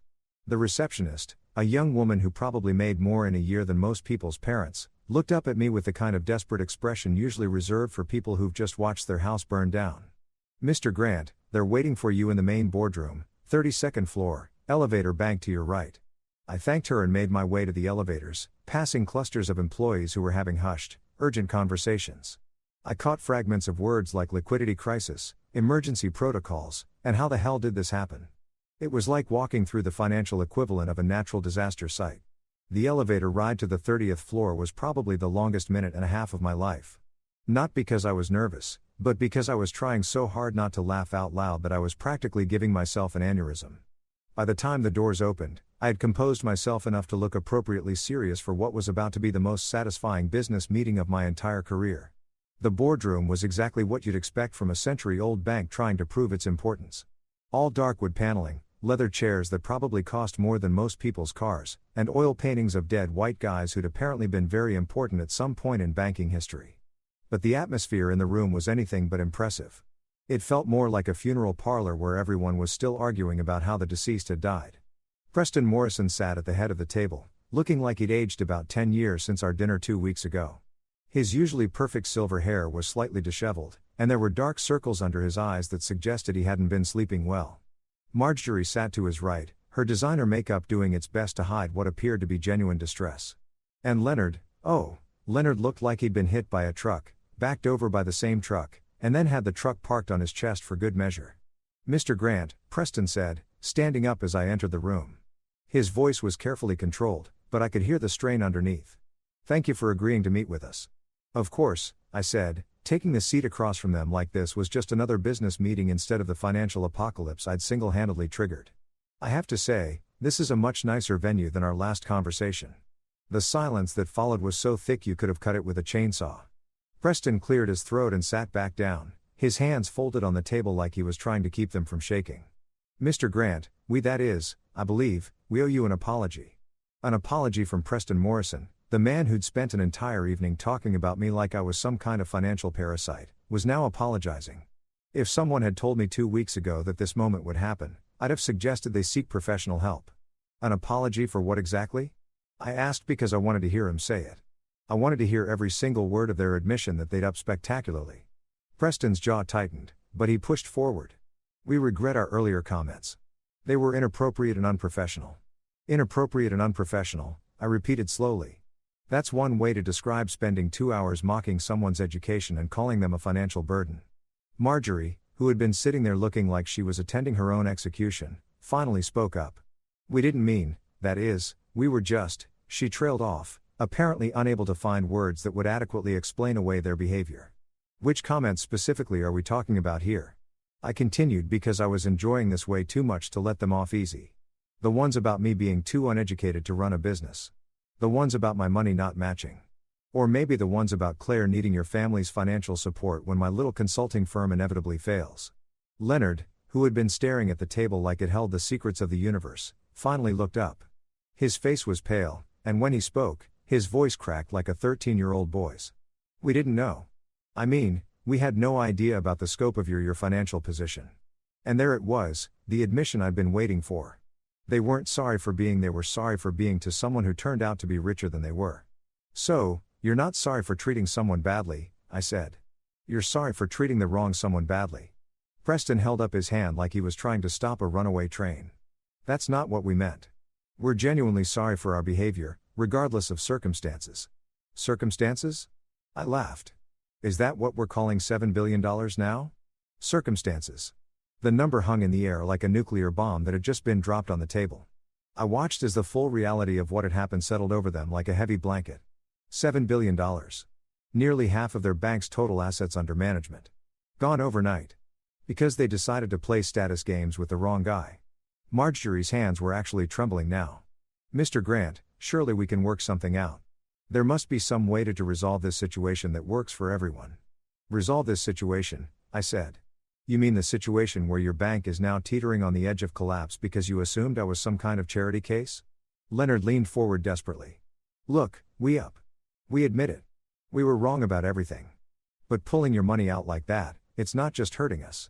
There are innocent people who work here. People who had nothing to do with what happened at dinner." That actually gave me pause for a moment. He was right.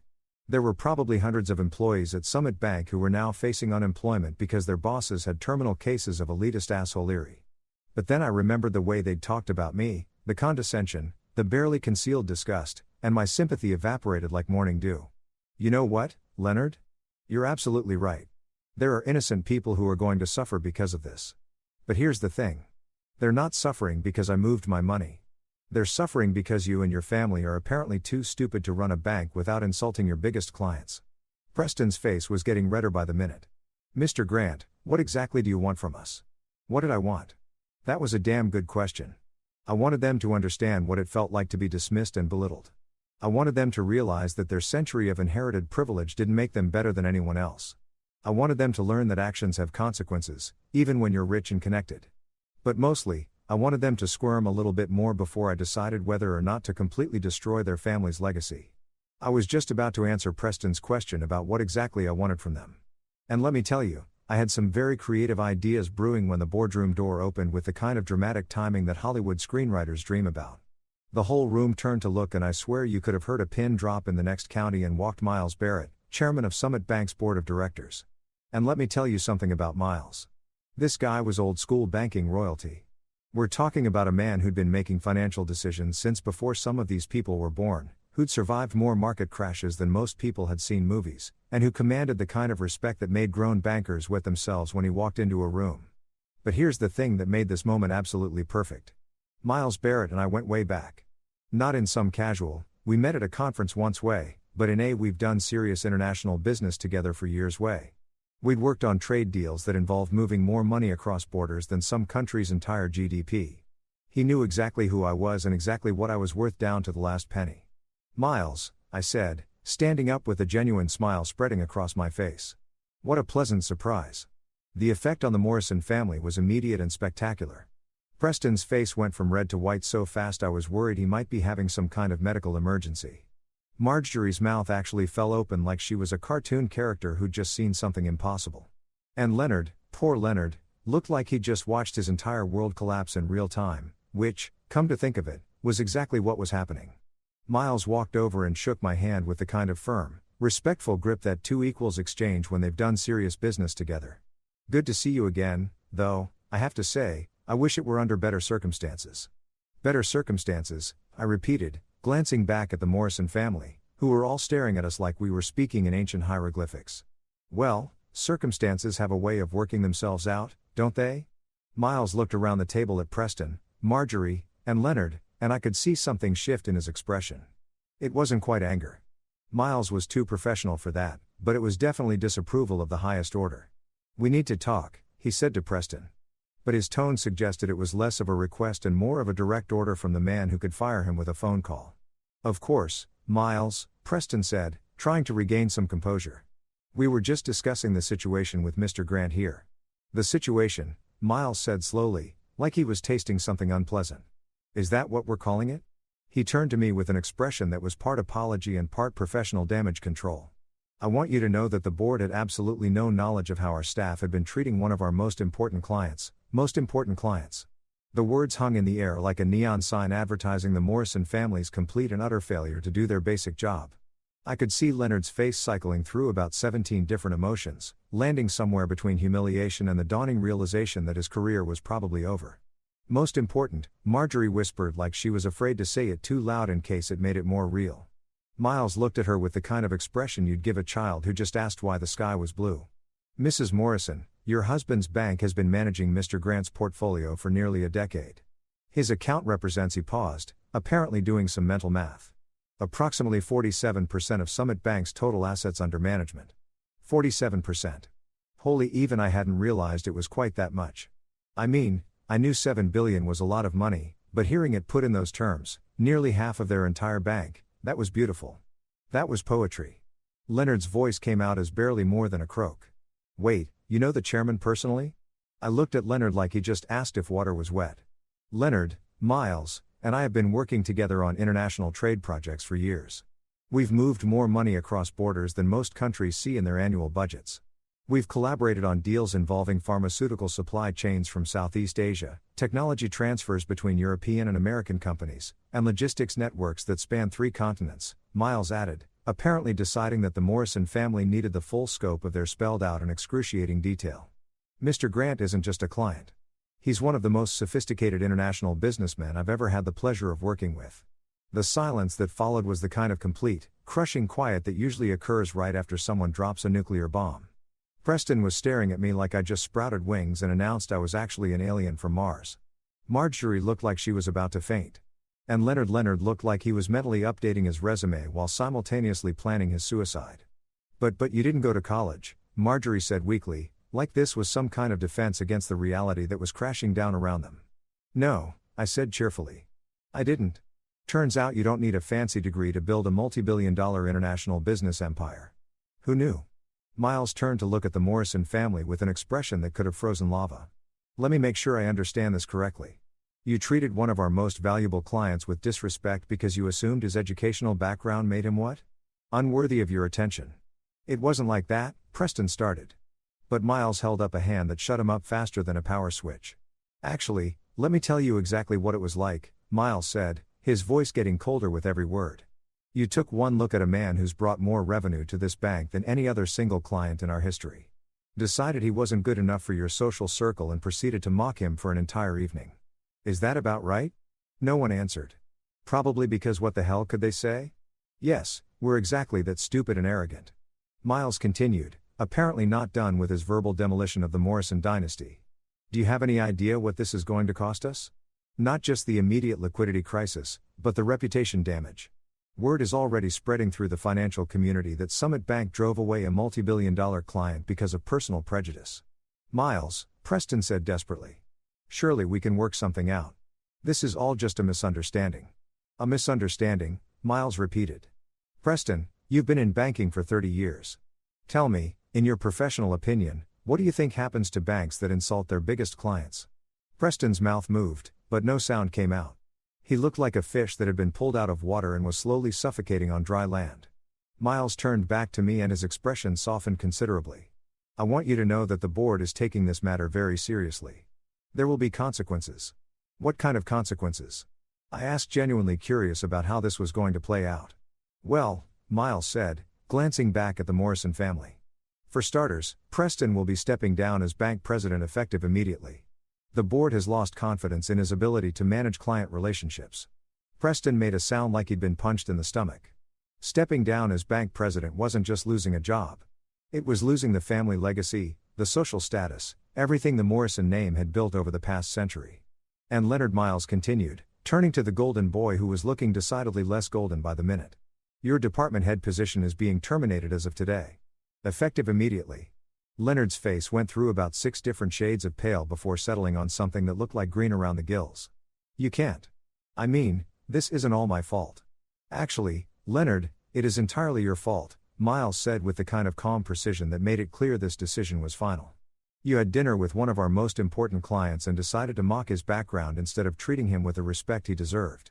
That's not just unprofessional, it's catastrophically stupid.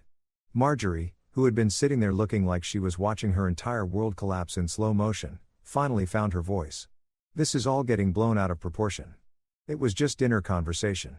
People say things they don't mean all the time. Miles looked at her like she'd just suggested that gravity was optional.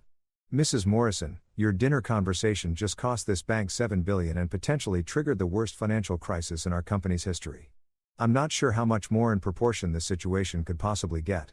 I had to give it to Miles. He knew how to deliver a professional kicking with style. Watching the Morrison family realize that their century of inherited privilege wasn't going to save them from the consequences of their own arrogance was better than any movie I'd ever seen. So, what happens now? Preston asked, his voice barely above a whisper. Miles looked at him for a long moment before answering. Now you clean out your office, collect your personal belongings, and try to figure out how to explain to your wife's social circle why the Morrison family name is no longer associated with Summit Bank. And that, ladies and gentlemen, was the moment when a 100 red years of banking dynasty officially came to an end, killed by nothing more than bad manners and the assumption that money always knows where it comes from. Chapter 10. Moving on. A month. That's all it took for the Morrison family's century-old banking empire to completely collapse like a house of cards in a hurricane. 30 days from the moment Miles Barrett dropped the hammer on Preston and Leonard, and Summit Bank went from being a pillar of the local financial community to a cautionary tale that business schools would probably be teaching for the next 50 years. The fallout was absolutely spectacular to watch. And I'm not going to lie, I enjoyed every single minute of it. You know that feeling you get when you're watching a really good movie and the villain finally gets what's coming to them? It was like that, except instead of watching it on Netflix, I had front row seats to the real thing. Preston's resignation became official within 48 hours of our boardroom meeting. The man who had spent an entire evening lecturing me about the importance of proper education and social connections found himself updating his LinkedIn profile for the first time in 3 decades. The board didn't just ask him to step down. They basically launched him out of the building with a corporate catapult. Word through the financial grapevine was that his severance package was about as generous as a parking ticket, and his reputation in the banking community was roughly equivalent to that of someone who'd been caught embezzling from a children's charity. Leonard's professional demise was even more satisfying, if that was possible. The golden boy who had smirked at me about my high school education found himself learning what it was like to be unemployed with a resume that now included drove away the bank's biggest client through sheer arrogance as his most recent accomplishment. I heard through Claire back when we were still speaking that he'd been blacklisted from every major financial institution in the region. Apparently, when you cost a bank $7 billion through your own stupidity, other banks tend to view you as something of a liability. But the real cherry on top of this revenge Sunday was what happened to Marjorie, the woman who had spent our entire dinner treating me like a fascinating specimen from the wrong side of the tracks. Discovered that her social status was directly tied to her husband's professional position. When Preston fell from grace, she fell right along with him. The country club memberships, the charity board positions, the invitations to all the right social events. All of it evaporated faster than water in the desert. I heard she tried to maintain her position by claiming the whole thing was just a misunderstanding, but apparently the local social elite weren't buying it. Nothing kills your standing in high society quite like being married to the guy who destroyed a century-old bank through bad manners. The bank itself managed to survive barely, but it wasn't the same institution that the Morrison family had built. Miles Barrett and the board had to bring in emergency capital from overseas investors, restructure their entire leadership team, and basically rebuild the company from the ground up. They kept the Summit Bank name, but everyone in the financial world knew it was essentially a completely different organization wearing the skin of the old one. And Claire? Well, that's where things got really interesting. And by interesting, I mean it turned into the kind of personal drama that would have made the producers of a soap opera weep with joy. About a week after the boardroom meeting, Claire came home from lunch with her girlfriends looking like she'd been hit by a truck carrying bad news. She walked into our living room where I was reading a book about international trade regulations. Light reading, I know, and just stood there staring at me like she was seeing me for the first time. Is it true? She asked without any preamble. Is what true? I replied. Though I had a pretty good idea where this was heading. The money, all of it. Sarah Henderson's husband works at Summit and he told her. He told her things about your accounts that I can't even. She trailed off, apparently unable to finish the sentence. I set down my book and looked at my wife. Really looked at her and realized that this was the moment our marriage was either going to survive or completely implode. What specifically did Sarah Henderson's husband tell her? He said you had $7 billion in that bank. $7 billion with AB. She said it like she was announcing that I'd been diagnosed with a terminal illness. He said you've been one of their biggest clients for years. That you own companies all over the world, that you're actually rich. I suggested successful. Everything you thought I wasn't. Claire sat down hard on the couch like her legs had given out. Why didn't you tell me? How could you not tell me something like that? It was a fair question and one I've been asking myself a lot lately. Because I liked being married to someone who loved me for who I was, not what I could buy them.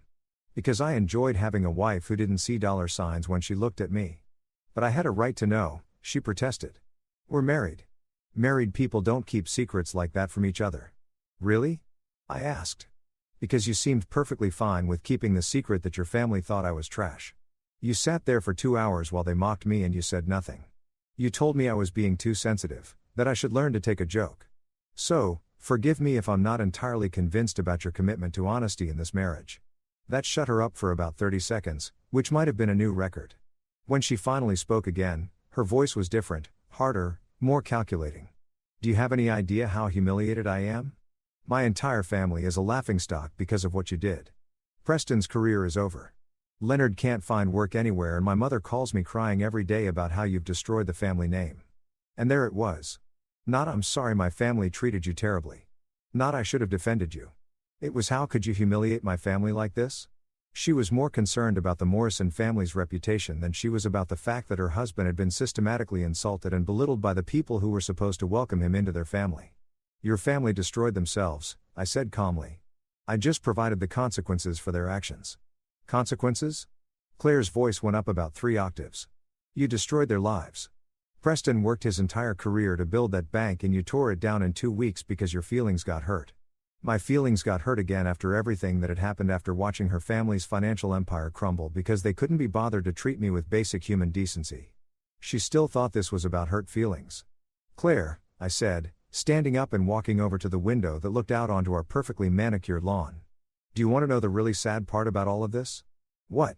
She asked, though her tone suggested she wasn't really interested in my perspective. The really sad part is that none of this had to happen. If your family had just treated me like a human being, not even with respect, just basic human courtesy, we'd all be having Christmas dinner together this year. Preston would still be running his bank. Leonard would still have his job. And Marjorie would still be queen of her little social circle. I turned back to look at her, but instead they decided to spend an entire evening making jokes about my education, my background, and my worth as a human being, and you sat there and let it happen. Worse than that, you told me I was wrong to be upset about it. Claire was quiet for a long moment, and I could see the wheels turning in her head. When she finally spoke, her voice was cold in a way I'd never heard before. So, what happens now? Do you expect me to just pretend that you didn't humiliate my entire family? Do you think we can just go back to normal after this? Normal? I laughed, but there was no humor in it, Claire. There is no normal after this. Your family showed me exactly what they think of me, and you showed me exactly where your loyalties lie. The question isn't whether we can go back to normal. The question is whether there's anything left to go back to. The divorce proceedings started 2 weeks later. Claire claimed I had humiliated her family and made it impossible for her to maintain her social standing. I reminded her that her family had humiliated themselves and that maybe she should reconsider what was actually important in life. We agreed to disagree and our lawyers handled the rest. The settlement was, let's call it, generous. I gave Claire enough money to maintain whatever lifestyle she wanted along with the house and pretty much everything else she asked for. Not because I felt guilty about what had happened to her family, but because I realized that holding on to someone who valued social status more than loyalty was like trying to hold on to water with your bare hands. The funny thing about money, and I mean really funny, not just ironic, is that once people know you have it, everything changes. Suddenly, I was getting invitations to charity galas, investment opportunities, and social events that I'd never been invited to before. Business acquaintances who had barely acknowledged my existence were suddenly my best friends. It was like someone had flipped a switch and transformed me from an invisible nobody into the most popular guy in town. But here's what I learned from the whole experience. When people only want to know you because of your bank account, you're not actually popular. You're just a walking ATM machine. The invitations, the friendships, the business opportunities, they were all contingent on what I could do for other people, not on who I was as a person. So, I did what any rational person would do in that situation. I kept my wealth exactly where it had always been, working quietly in the background while I lived my life on my own terms. I bought a smaller house in a different part of town, kept driving my reliable car, and continued wearing jeans and comfortable shirts because that's who I was, not who my money said I should be. These days, when I walk past a Summit Bank branch, and yes, they still exist, though they're shadows of their former selves, I can't help but smile. Not because I destroyed a family or ruined careers, but because I learned something valuable about human nature. People will judge you based on the most superficial criteria imaginable, and they'll treat you accordingly. But money, real money, has a funny way of revealing who people really are when the masks come off. The Morrison family thought a high school diploma meant I was nobody worth knowing. They learned at the cost of $7 billion in their family legacy that education and worth aren't the same thing. Sometimes the most important lessons are the most expensive ones. And sometimes the people who need to learn them the most are the ones who can least afford the tuition. And every now and then, justice actually does have a sense of humor.